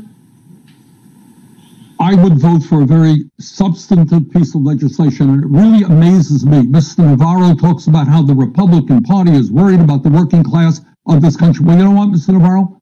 In the last 2 months, 35 million people have lost their jobs. There are millions of people today who are hungry in America. There aren't any food in their cupboards. There are people today who cannot afford to go to a doctor even when they have coronavirus symptoms. There are elderly people who are sitting home alone, who are scared to death about the future. If you're concerned about the working class of this country, understand the extraordinary suffering, unprecedented, that is now taking place. Demand that Congress act. Now, I think what Pelosi did in the House, it is significant, it is important. I have some disagreements with it, and I want to see the Senate improve upon it. Among other things, I happen to believe that we should go in the direction of a paycheck security process similar to what has been done in Europe, which says to every worker in America, you will continue to receive your paycheck and the other benefits which you had when you were on the job. And when this crisis is over, hopefully sooner than later, you're just going to go back to work. I also believe that during this crisis, instead of funding the COBRA program, what we should do is make sure that all people in this country, including the 87 million who were uninsured or underinsured before the pandemic, have access to health care. And you do that by allowing Medicare to fill in the gaps for the uninsured and the underinsured. But I think Pelosi, at least unlike the Republican leadership, said, you know what? We have terrible suffering in this country. We need to get money out to the cities and towns, to the hospitals. We need to protect working people. And I would hope that the Republicans wake up and understand the severity of the crisis that we're facing and the suffering that now exists. One of the other things we heard in Mr. Navarro's response is, you see, they're going to go full bore on Vice President Biden and his relationship with China over the years. The point they're saying is that President Trump has been tough on China. Democrats led by Joe Biden have not. Yeah, right. Well, look, you got a president who blames everybody in the world for the problems that we face, all right, except Bernie. himself. You know, this all is right, Bernie. But you get the point. You get the point. They manufacture the crisis. They exacerbate the issue. That way they can come through with the solution, which is, wow, ironically enough, the Green New Deal, communism. It's like it's like they wanted to collapse the country because they already had a backup plan. Wow. Within like 60 days of being in lockdown, you guys were able to come up with a completely new outlook for how America looked. Wow. Fascinating.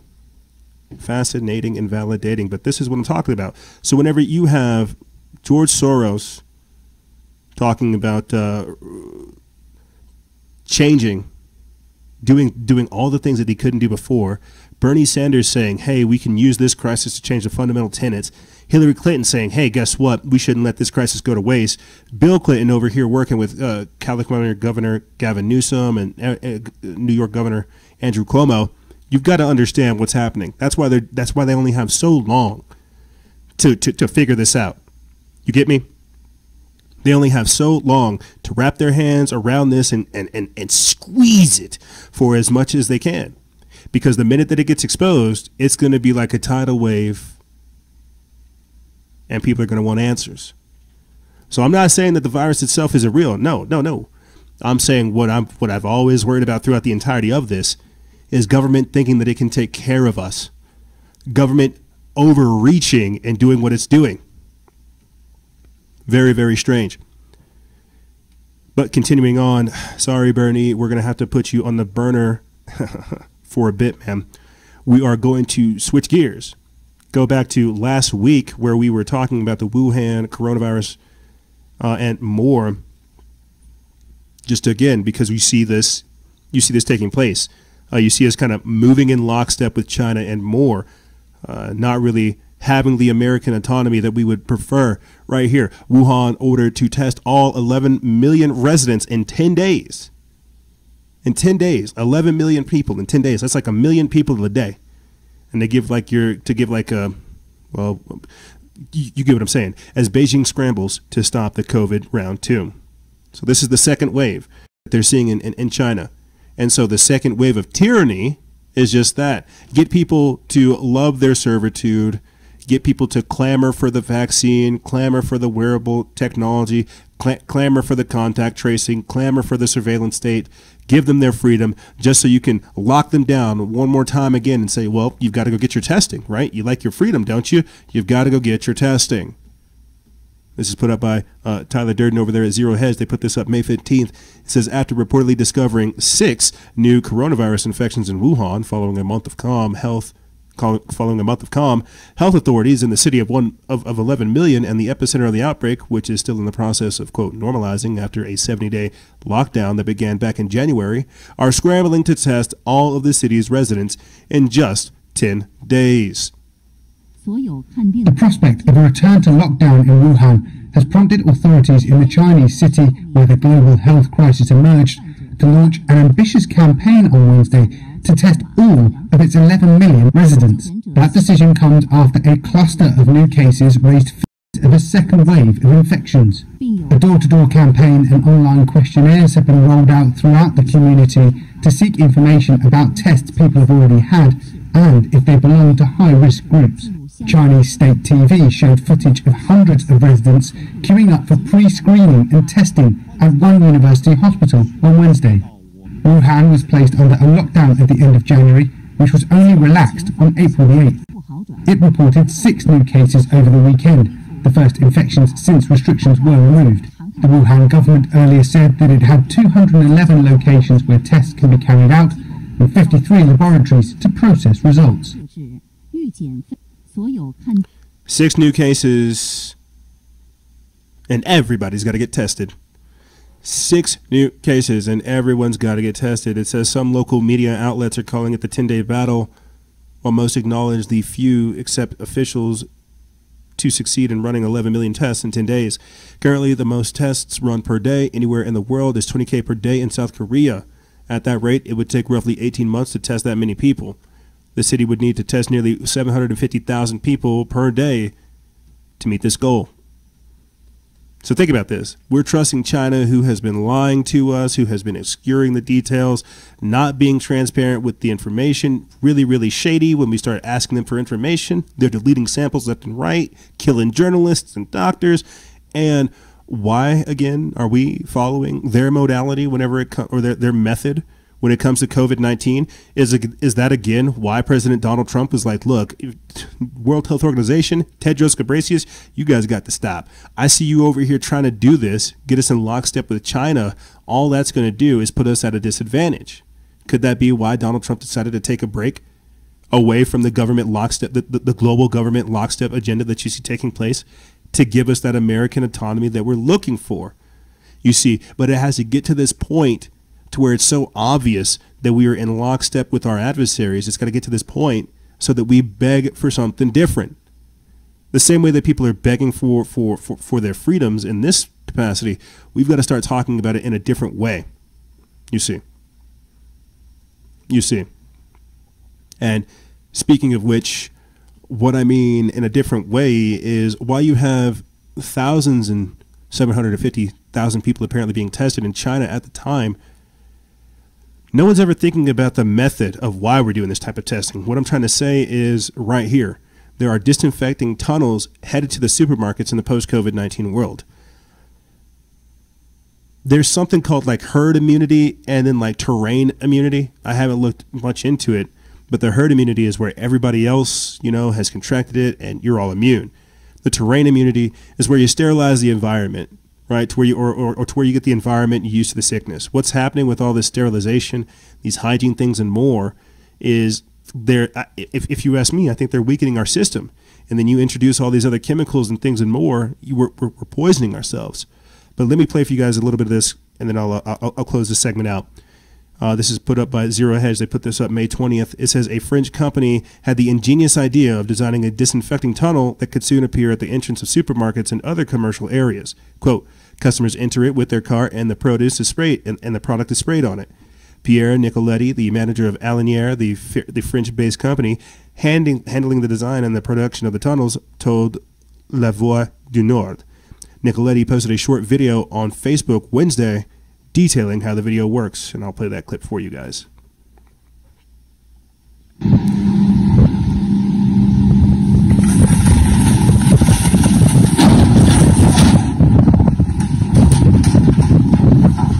So the gentleman goes in, scans something,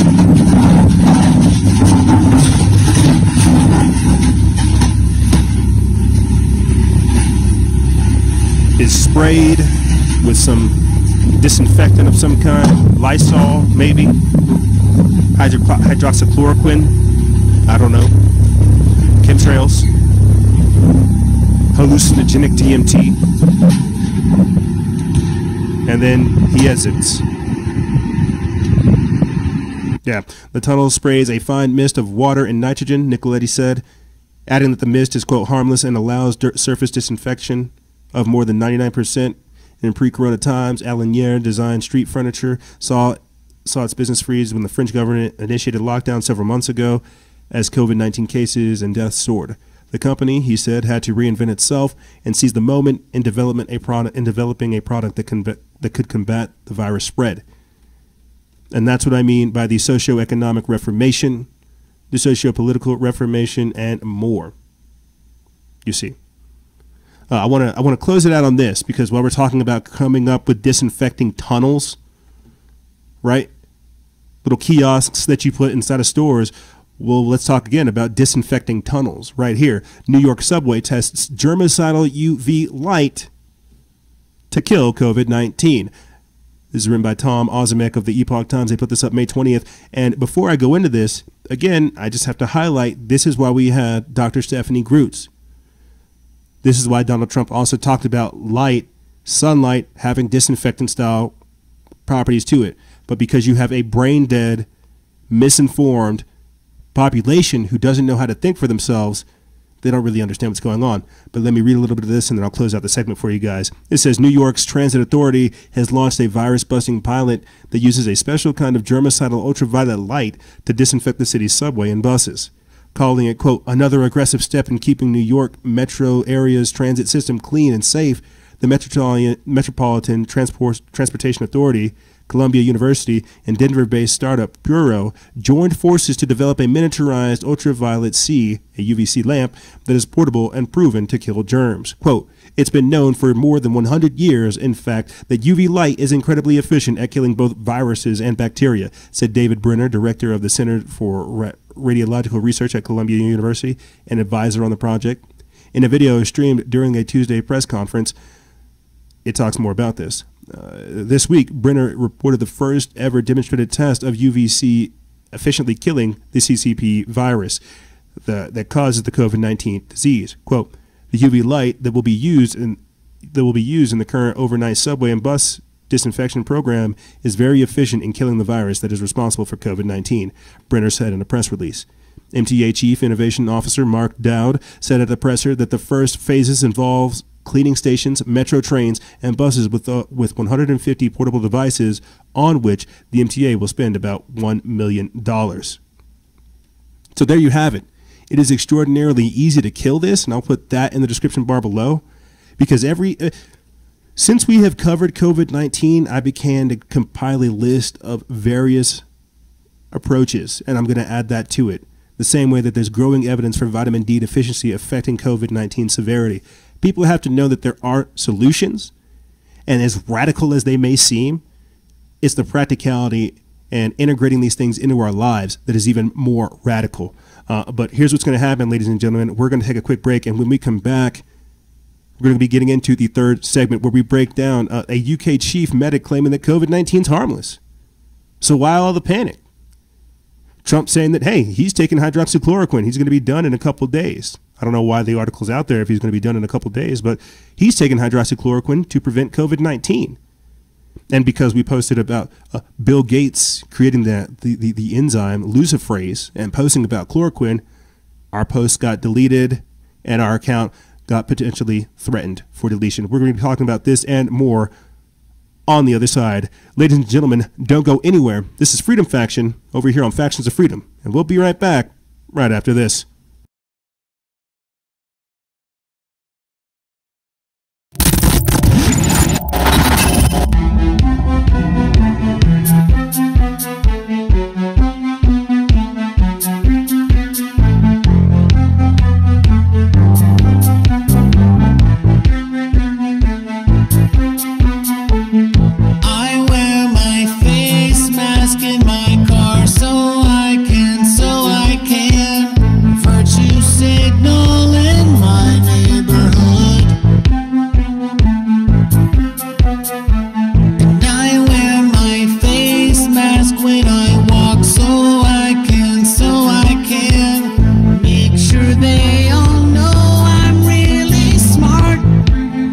Keep your distance.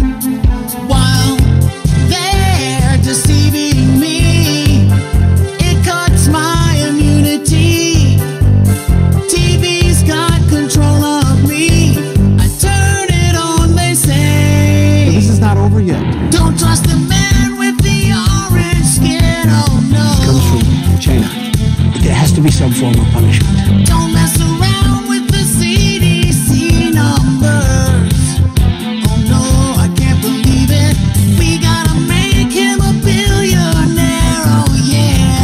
And then the final solution, which is a year to 2 years off, is the vaccine. I wear my face mask in my house so I can stop a symptomatic disease spread to myself. And I wear my face mask when I bike so I can placate all the Karens at the park. And now the who is deceiving me.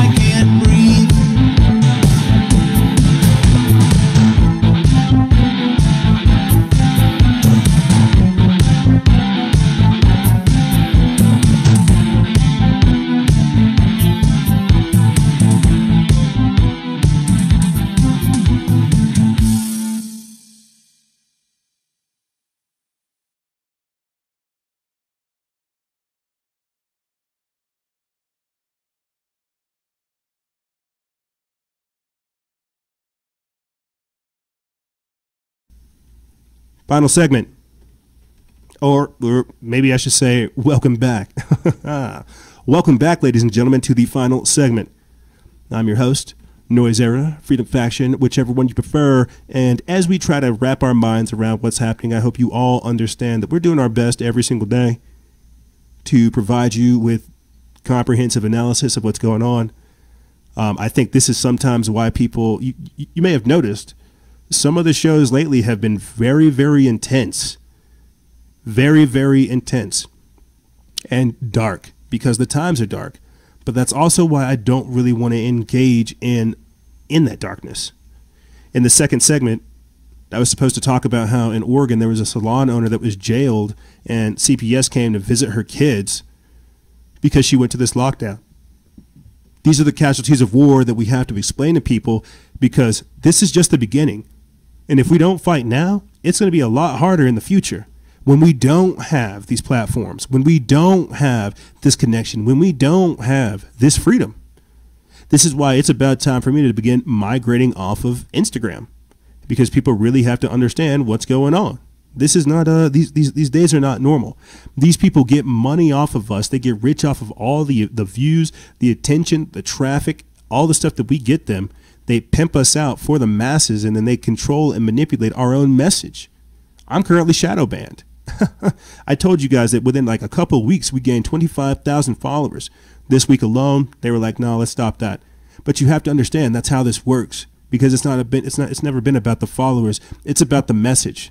And that's why when we talk about our posts being deleted, I've got something else for you guys.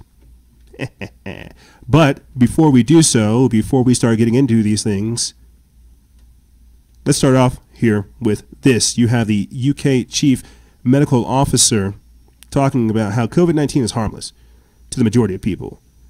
Despite what you may think, this is harmless. But people don't want that. Again, like I said before, people want to be validated in their fear. Let's take a listen.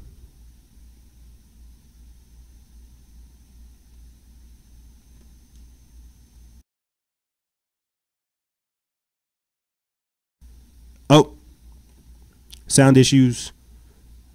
Give me one quick second. Most people, a significant proportion of people will not get this virus at all at any point in the epidemic, which has gone for a long period of time. Of those who do, some of them will get the virus without even knowing it. They will have the virus with no symptoms at all, asymptomatic carriage, and we know that happens. Of those who get symptoms, the great majority, probably 80%, will have a mild or moderate disease, might be bad enough for them to have to go to bed for a few days, not bad enough for them to have to go to the doctor. An unfortunate minority will have to go as far as hospital, but the majority of those will just need oxygen and will then leave hospital. And then a minority of those will end up having to go to severe and critical care, and some of those, sadly, will die. But that's a minority. It's 1% or possibly even less than 1% overall. And even in the highest risk group, this is significantly less than 20%, i.e. the great majority of people, even the very highest groups, if they catch this virus, will not die. And I really wanted to make that point really clearly. Do you know, for example, now how many people in the country have recovered from the virus and are now perfectly healthy again, such as the Prime Minister, for example? We have data, obviously we don't know everybody for the reasons Chris has said, because a large number of people have been asymptomatic or haven't gone to the doctor, but we do have recovery rates. They are available, and I see absolutely no reason why they shouldn't be made available. Yes, we certainly have hospital recovery rates. Yes, so we have, in a sense, what we have, and this is where I wouldn't want people to overread them, but it's important, they're perfectly open data, actually it's perfectly possible to get hold of them if people want, is we have data on the people who got as far as hospital, how many of those left hospital. But of course, they're at the very severe end of the spectrum. All the ones I was talking about before that point, they make a full recovery, they don't enter the statistics. Now, they increasingly will enter the statistics now that we have a better testing capacity that means that we're picking out more of the milder cases in the community. But I think if people look at those, to go back to your point, what I wouldn't want is for people then to say, oh, well, that's the mortality rate is higher than I expected. That's because the recovery rates we have are for people who are severe enough to get to hospital, and that's and even so, that is a majority. So it is important that it's read in that context. Thanks very much, Tom. There you go. You've got Boris Johnson chiming in. You've had some people say that he has changed his tone after being baptized with the coronavirus after going in and getting treatment with the coronavirus. But there you have it. UK chief medic confirms that COVID-19 is harmless to the majority of people. It's harmless. You will recover. Yes, there are mutations and things that are taking place, but you will recover. And this is something that we've had to figure out how to navigate. Explaining the virus versus explaining the socioeconomic / socio-political consequences. Tyson food markets now, or Tyson foods, plants being shut down, food shortages, right? The third world starving, right? There are real consequences to our reaction to this virus. The toilet paper shortages, the hysteria, the frenzy, the fights. You see, the panic, the survival mindset. There are real consequences to this mindset. So we need people, these elected officials, to come out and say, hey, look, calm down. This is why you have psychiatrists saying, hey, look, these people who are listening to Dr. Anthony Fauci, these lockdown zealots, they're losing their mind. That's why you have a lot of people coming out saying, hey, you need to get your hands around this. People are dying. Donald Trump said, you want to lock this country down, you're going to see death. Because there are so many different things surrounding just this that the virus isn't what you need to worry about. It's literally everything else. It's government, it's society, it's people, it's the environment. It's how sick we truly have become. You see, and that's why I hope this time period you've used it to either get closer to God, get a cleaner body, develop a new habit, unlearn what you've learned, and teach yourself something new. I hope that you've used this time period to do something productive, because when I'm telling you that when we reported last year, over 50% of Americans on pharmaceuticals, and then for us to find out this year that over 80% of those pharmaceuticals come from China, we're being poisoned, my friends. We're being dumbed down, we're being belittled, we're being dehumanized. So yes, the virus is real, but the fact that we're not willing to face something like this shows you something else. It shows you that we're kind of sick, that we're scared, we're broken, that we're destitute. They broke us, like Kathy Griffin holding Donald Trump's head, talking about, they broke me. We're broken. But that's the problem. Being broken is truly a mindset. It's that self-pity. And I have something I'll play for you guys when I close out the show that encapsulates it beautifully. We'll talk about self-pity and that whole kill yourself, nihilistic, apathetic mindset that's being promoted out there. There is always hope. That's why, despite how dark this has been, covering every single angle of this, we have always said, look, I can't come up with the answer right now, but I'm telling you, we will find one. We are seeing this shift take place. It's not going to be all doom and gloom. There is some good that does come from this, but we have to have our minds configured in order to be aware of this. I mentioned it briefly. I'll say this and I'll start getting into this next topic for you guys. I mentioned it earlier this week when I found out that we couldn't go live Monday. I want to go live just to show you guys, just to talk about something real quick, and I couldn't go live because they had removed the post.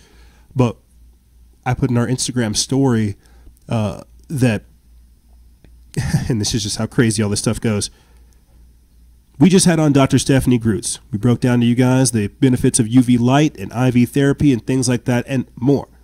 Last year and the year before last, we had Rob of Truth and Vibration on. If you guys haven't listened to those episodes, they're very powerful. We talk about advanced technologies, suppressed technologies, multidimensional existences, and more. How we have to have our minds configured to be able to receive these new type of technologies.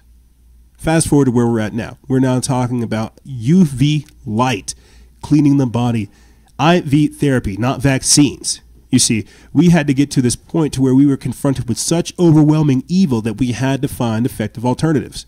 And we'll find more. The very same way that we've compiled a list of holistic approaches and natural remedies to fight COVID-19 to help boost your immune system. This all had to happen out of necessity. We had to be hit with this. And that's how it works. That's how a fight works. You get caught off guard when you get jawed in the mouth, but then guess what? Your adrenaline starts firing up. You start seeing red, and then you tell yourself, don't see red. Channel that anger, channel that focus. We got caught flat-footed with this virus, and guess what? We didn't know what our solutions were. We had proposed solutions, advised answers, but then we had to learn that that very same answer was part of the problem. You see, a two-step. I'm ranting and digressing, but what I'm trying to break down to you guys is things had to get to this point. There are real consequences to us jumping at this virus, the socioeconomic and the socio-political consequences, right? The virus itself is real. It's less contagious, or it's less deadly, more contagious. We will live through this and more. But what comes on the heels of this is what we have to worry about. But let me get back into the mode, back into what we were talking about, cures and things of this nature right here. I mentioned earlier, Donald Trump says that he's taking the drug hydroxychloroquine to prevent the coronavirus infection. This is written by Joseph Weber of Just the News, Not the Noise. They put this up May 18th. It says President Trump said Monday that he's taken the drug hydroxychloroquine as a preventative measure for the coronavirus.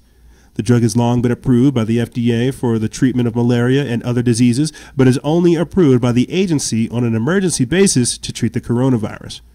Frontline workers, many are taking it, Trump said. I happen to be taking it, the president said, as a prescription for the drug from the White House physician. He also said that he's taking it in combination with zinc. All I can tell you is so far I seem to be okay, said Trump, who's been taking the drug for about 1 week or two. Results about whether the drug can help coronavirus patients still remains unclear. Trump's surprise announcements has raised some concerns about a run on the drug. There was an article coming out today that says by Saturday he will be done taking the drug. He will be done with his 2-week treatment of hydroxychloroquine and zinc. And I actually mentioned that as well when speaking with Stephanie Grutz, that when I tried to take zinc, being cool, mixing it with organic coconut and pineapple, that I threw it up. Do not try to take over the recommended amount. Definitely try to just gradually introduce zinc into your body, because if it's toxic, if your body's toxic, it's going to reject it. And that's what we have to have a discussion on. What is nutrition? What is health? What is medical freedom? You see, these are all very real things that are going on. But because we have been in a trance, a sleep, we've been sheepwalked into this position with all these technocrats and scientists in the backgrounds drugging us and guiding us in certain directions. We haven't thought about our health. We think drugs cure us. We have no awareness of the benefits of plants, of fruits, of veggies. And this is something we've discovered over here on the show throughout the course and the entirety of doing these things. We've had on nutritionists, doctors. We've had all kinds of different people on the show to break these things down to you guys, how plants can be used as medicine to heal you. But in this sick and inverted and satanic society, this wicked, degenerate world we live in today, we think that pills, pharmaceuticals, vaccines, and other tools of pharmakeia are supposed to satisfy us. These are band-aids on scars, where people are unaware of things like coconut butter and shea butter, how they literally heal scars and rebuild the tissue there. They're unaware of things like telomeres, anti-aging technology. This is, again, something we discussed with Rob of Truth and Vibration, how they have the life extension technologies. We also discussed this with Billy Carson of Forbidden Knowledge. People have to understand that this is how this great game works. You have to expose things in order for changes to take place. Things have to get so bad that Trump himself can't take a regular drug, right? That shows you the amount of control that people have. That's that medical tyranny. It has to be exposed in order for it to change. You see. Now, let me get into something right here. This is, and we don't cover it, we don't talk about it, but I think it's kind of cool, and I think it's kind of fun. But right here, a couple of days ago, we had some posts removed. We had the ad that we placed for chloroquine, which you can find in the description bar below. If you guys are curious, I'll put it there. Go ahead and get you some. You can get some, what is it? It's cinchona tree bark extract, and I think that's where the chloroquine is, and you can take that over an extended period of time, and it'll help boost your immune system. We posted about that, right? One of the people who has a cinchona tree bark extract, and Bill Gates creating an enzyme that will work with his vaccine microchip implant known as luciferase. So we were trying to provide you guys with hope We were trying to provide you with hope, right? Give you, alternatives and things that you could go do. As we've talked about with vitamin C, vitamin D3, zinc, selenium, iodine, magnesium, and more. They're trying to make you aware that, hey, Bill Gates is creating something that sounds like Lucifer for his vaccines. And Instagram said, no, your account may be deleted if you keep this up. You keep this up and make people aware that there are solutions other than hydroxychloroquine and other than Bill Gates' vaccines, will delete you. You expose Bill Gates and his ties to Big Pharma and what he's doing next, will delete you. People have to understand who we're really going up against. You see, people really, really have to understand the threat. Again, the powers behind these people. You see, which leads me to this next article, and I'm going to read this, and then I'm going to close out this segment playing for you guys a sermon preached by, well, I'll save it then, but it's a sermon about self-pity. Because as I read about how Trump's new secret watch list allows for government to track political and information activists with no warrant, you know how he likes to get rid of due process, right? A lot of people would think at this time period, shucks, what have I done? Pity me. Oh, woe is me. Woe is me, I may be on this list. Woe is me, I might be shot down because I stood up. You're darn right I stood up. Because a coward dies 1,000 deaths, and I've got no time to sit up over here and wallow in self-pity. I do not. I've got time to do work. I am here to build civilizations and help my fellow man. I don't got time to sit up over here and be fearful, and neither do you. Let me read this article. It comes from Matt Agorist over there at the Free Thought Project. They put this up May 20th. It says, according to the ACLU, in September of 2007, the Inspector General of the Justice Department reported that the Terrorist Screening Center, the FBI-administered organization that consolidates terrorist watch lists information in the United States, had over 700,000 names in its database in April of 2007. And that was the list growing by an average of over 20,000 records per month. According to the most recent numbers, the list is now approaching 3 million people, many of whom are U.S. citizens.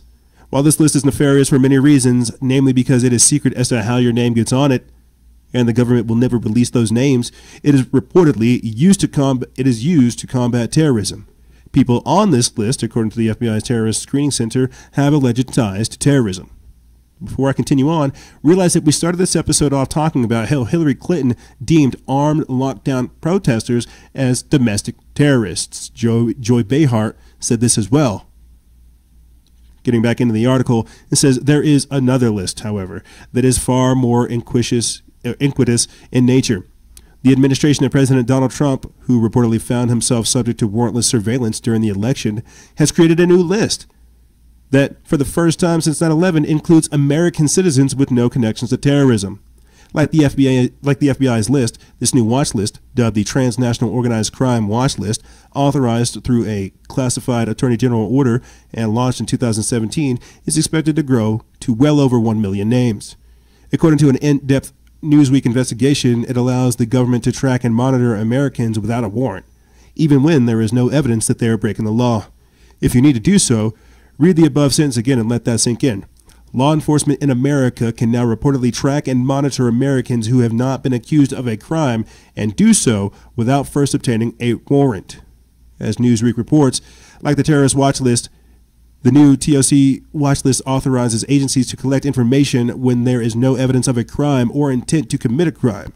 This authority circumvents criminal justice requirements for due process, equal protection under the law, and freedom of association under the Constitution. So basically what I'm trying to let you guys know is they're watching your boy. I'm on the list. I'm on the list. And I'm not surprised. Better yet, I would be offended if I wasn't on the list. Because you have to understand the people that we're going up against. We've talked about national tracing systems, contact tracing. We have sat here and not exposed, but broken down what is happening to us week by week for almost several years now. And if you don't think we're on somebody's type of list, I don't know what to tell you. I mean, shucks, just the other week I told you guys, I think that these technocrats and these social engineers, I think they're allowing me to operate in some type of capacity so that they can monitor not only my movements, people's reactions, and things of this nature. Fast forward to this week, the Free Thought Project releases that article and breaks down how, yes, indeed, political and information activists are on a list. Which brings me back to this point. That my account may be deleted, gang. That's no gimmick. That's no ploy. You know, I'm not yanking your chain. When I said earlier, when I posted this, that we may not be able to go live this week, that's what I knew. I tried Tuesday. We were able to go live. The point is this. We may not be here throughout the entirety of 2020, going into 2021. We're having to look at getting a web app and a mobile app developed, akin to Billy Carson's Unite the 99, to facilitate this, because this is where it's going. If you don't think they're looking for ways to monitor us and censor us, you're a fool. We've been experiencing censorship since covering Jade Helm 15, UX 16, the unconventional warfare exercises of 2016, where you had military training to take on American civilians. Fast forward to where we're at today. So do you see, again, the necessity of why we have to diversify the information, not only because you guys deserve it, but because the times are hot. The time is short. The time is now. And if we don't figure out a way to maintain communication with the progress, with the momentum we've already had, it's going to be lost. I freak out about, you know, wondering where my reinforcements are, wondering where my second wave of truth seekers are, and things like this. Well, I guess this is that moment. Us developing like a web app and a mobile app and stuff like that, it's out of necessity now. It has literally become out of necessity, not to strut, not to be braggadocious, not to be boastful, but out of necessity in order for us to keep delivering the information. So when I get up over here and I tell you guys, support us with exclusive members, it's a real thing. I'm still kicking myself in the keister for not making the online store, understanding what's happening with e-commerce, you see. But this has all come from a place of compassion, understanding, and trying to get this information out to you guys. Like I said before, I don't have time to sit here and worry. I don't have time to sit here and be in my emotions and feel some type of way. We've got alarms to raise. We've got souls to fire up. We've got work to do. And there really is nothing else for us to be doing. You see. Oh, maybe I should just listen to Stephen Colbert and Jimmy Kimmel and Jimmy Fallon. I'll just go inside and wait. You know, I won't get sunlight. I won't research anything. I won't think for myself. Nope. I'll just listen to these people who have robbed us of our power. So I want to play for you guys real quick. This is ironically enough, this is actually a sermon preached by Pastor Scott Lamb of the Door Christian Center out there in El Paso. But I found it over on the Jesse Spots channel. Now, for people who are unfamiliar with Jesse Spots, if you want a fantastic breakdown of modern day events through like a biblical lens, like a socio-political breakdown of things that's happening like in a biblical way, check out Jesse Spots' channel. But yesterday, when working on the episode, I was trying to find, you know, Jesse's channel. He ended up playing this, and I stopped halfway through because somebody very close to me really benefited from this message. And I'll play a little bit of it. I'll put the link of it in the description bar below if you guys want to hear the rest of it. But really understand self-pity, really understand these demons, really understand these spirits and these emotions and the things that are at work, and why I tell you it is more, the evolution of warfare is very real. Spiritual warfare is very real, and why every week we try to get up over here and equip you with what's necessary to fight these things. You see. So with that being said, here is Pastor Scott Lamb of the Christian Door Center talking about self-pity.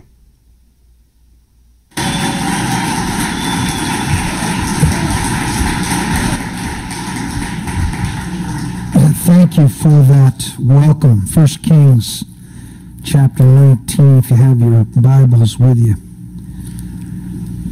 Hallelujah. If I were you, I would just buy the MP3s.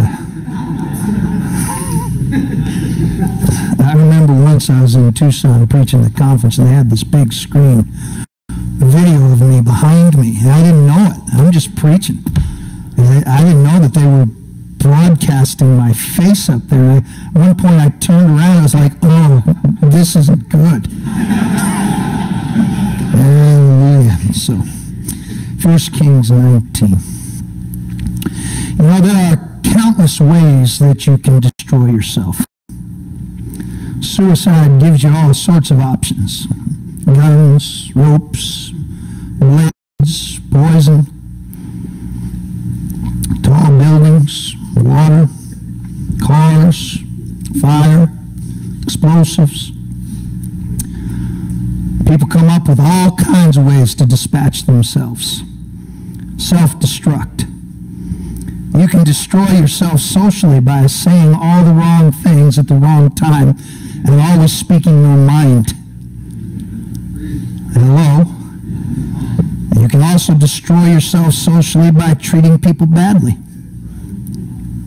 You can destroy yourself economically by quitting a job because you had a bad day or you don't like it.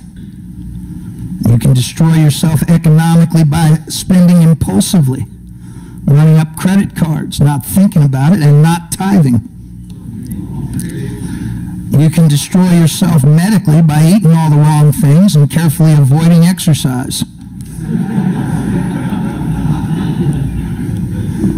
You can destroy yourself mentally by giving yourself to various addictions, be it drugs or drink or pornography or whatever it is. You're destroying your brain by your addiction. Whatever that addiction is, doesn't matter what it is.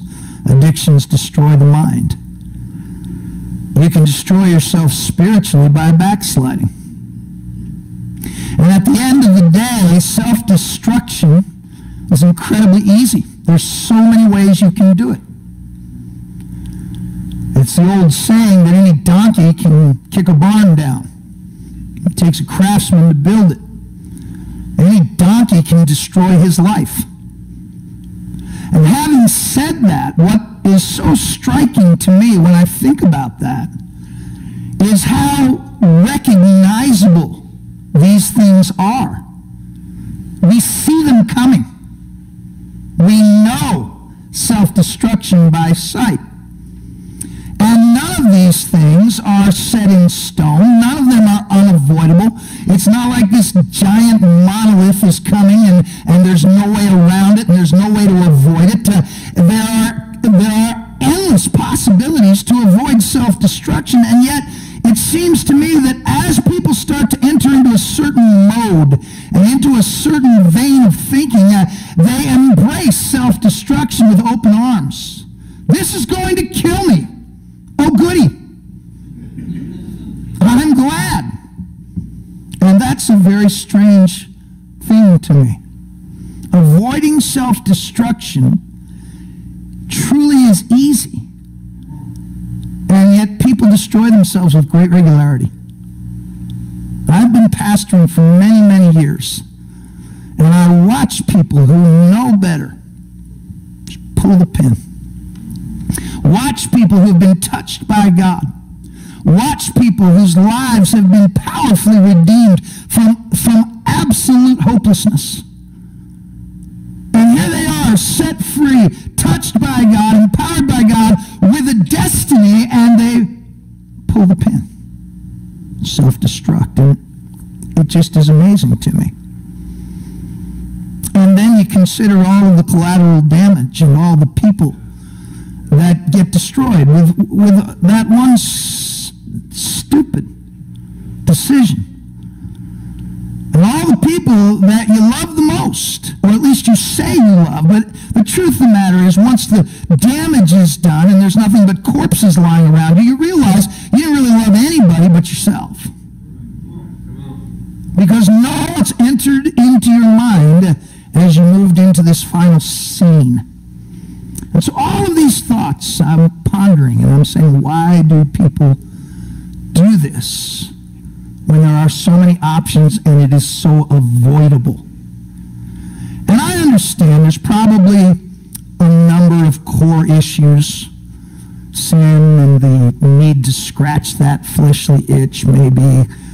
I don't know, but you know, it seems to me that there is a key player and a common denominator in self-destruction. There's a fuse that you light on the bomb that's going to blow you up. And that fuse is self-pity. And what I have seen again and again is men giving themselves to self-pity. God didn't do what I wanted him to. I didn't get the promotion I wanted. I wasn't recognized. It's not fair. Life's not fair. Blah, blah, blah, blah. I mean, we can phrase it lots of different ways, but when you drill right down, it's self-pity. And here's the real catch, is that there's something in our fallen human nature that relishes self-pity. We like it. We don't want to admit it because we all recognize it as very ugly. When someone else is in the self-pity mode, you know, it's like, dude, pull your head out. But we'll do it ourselves and feel completely justified. So I'll put the link for that in the description bar below if you guys want to finish watching it. It's a fantastic sermon. It's like an hour long. It breaks down so many different key things, not falling prey to all these different things and more, getting control of yourself. You know, this is the type of, again, spiritual nourishment that I want to give to people with our platform and more. But like I said, if you guys want to check that out, listen to it in its entirety, I'll put it in the description bar below with the actual episode article so you can check it out. Because these are the days that we're in. And that's why we have to fight. Ladies and gentlemen, this is Infection Investigations, Pandemic Policing, and Gauntlet Challenges.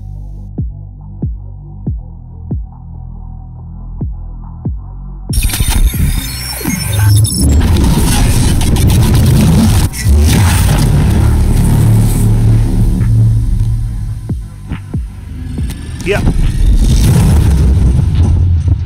All right.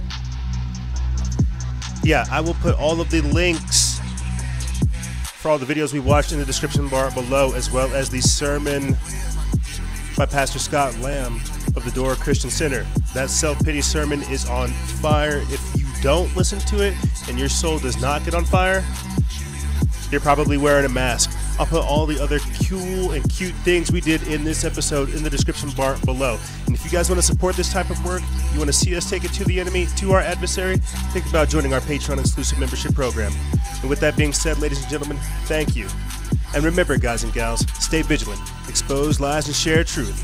This is Noisera, Freedom Faction, out.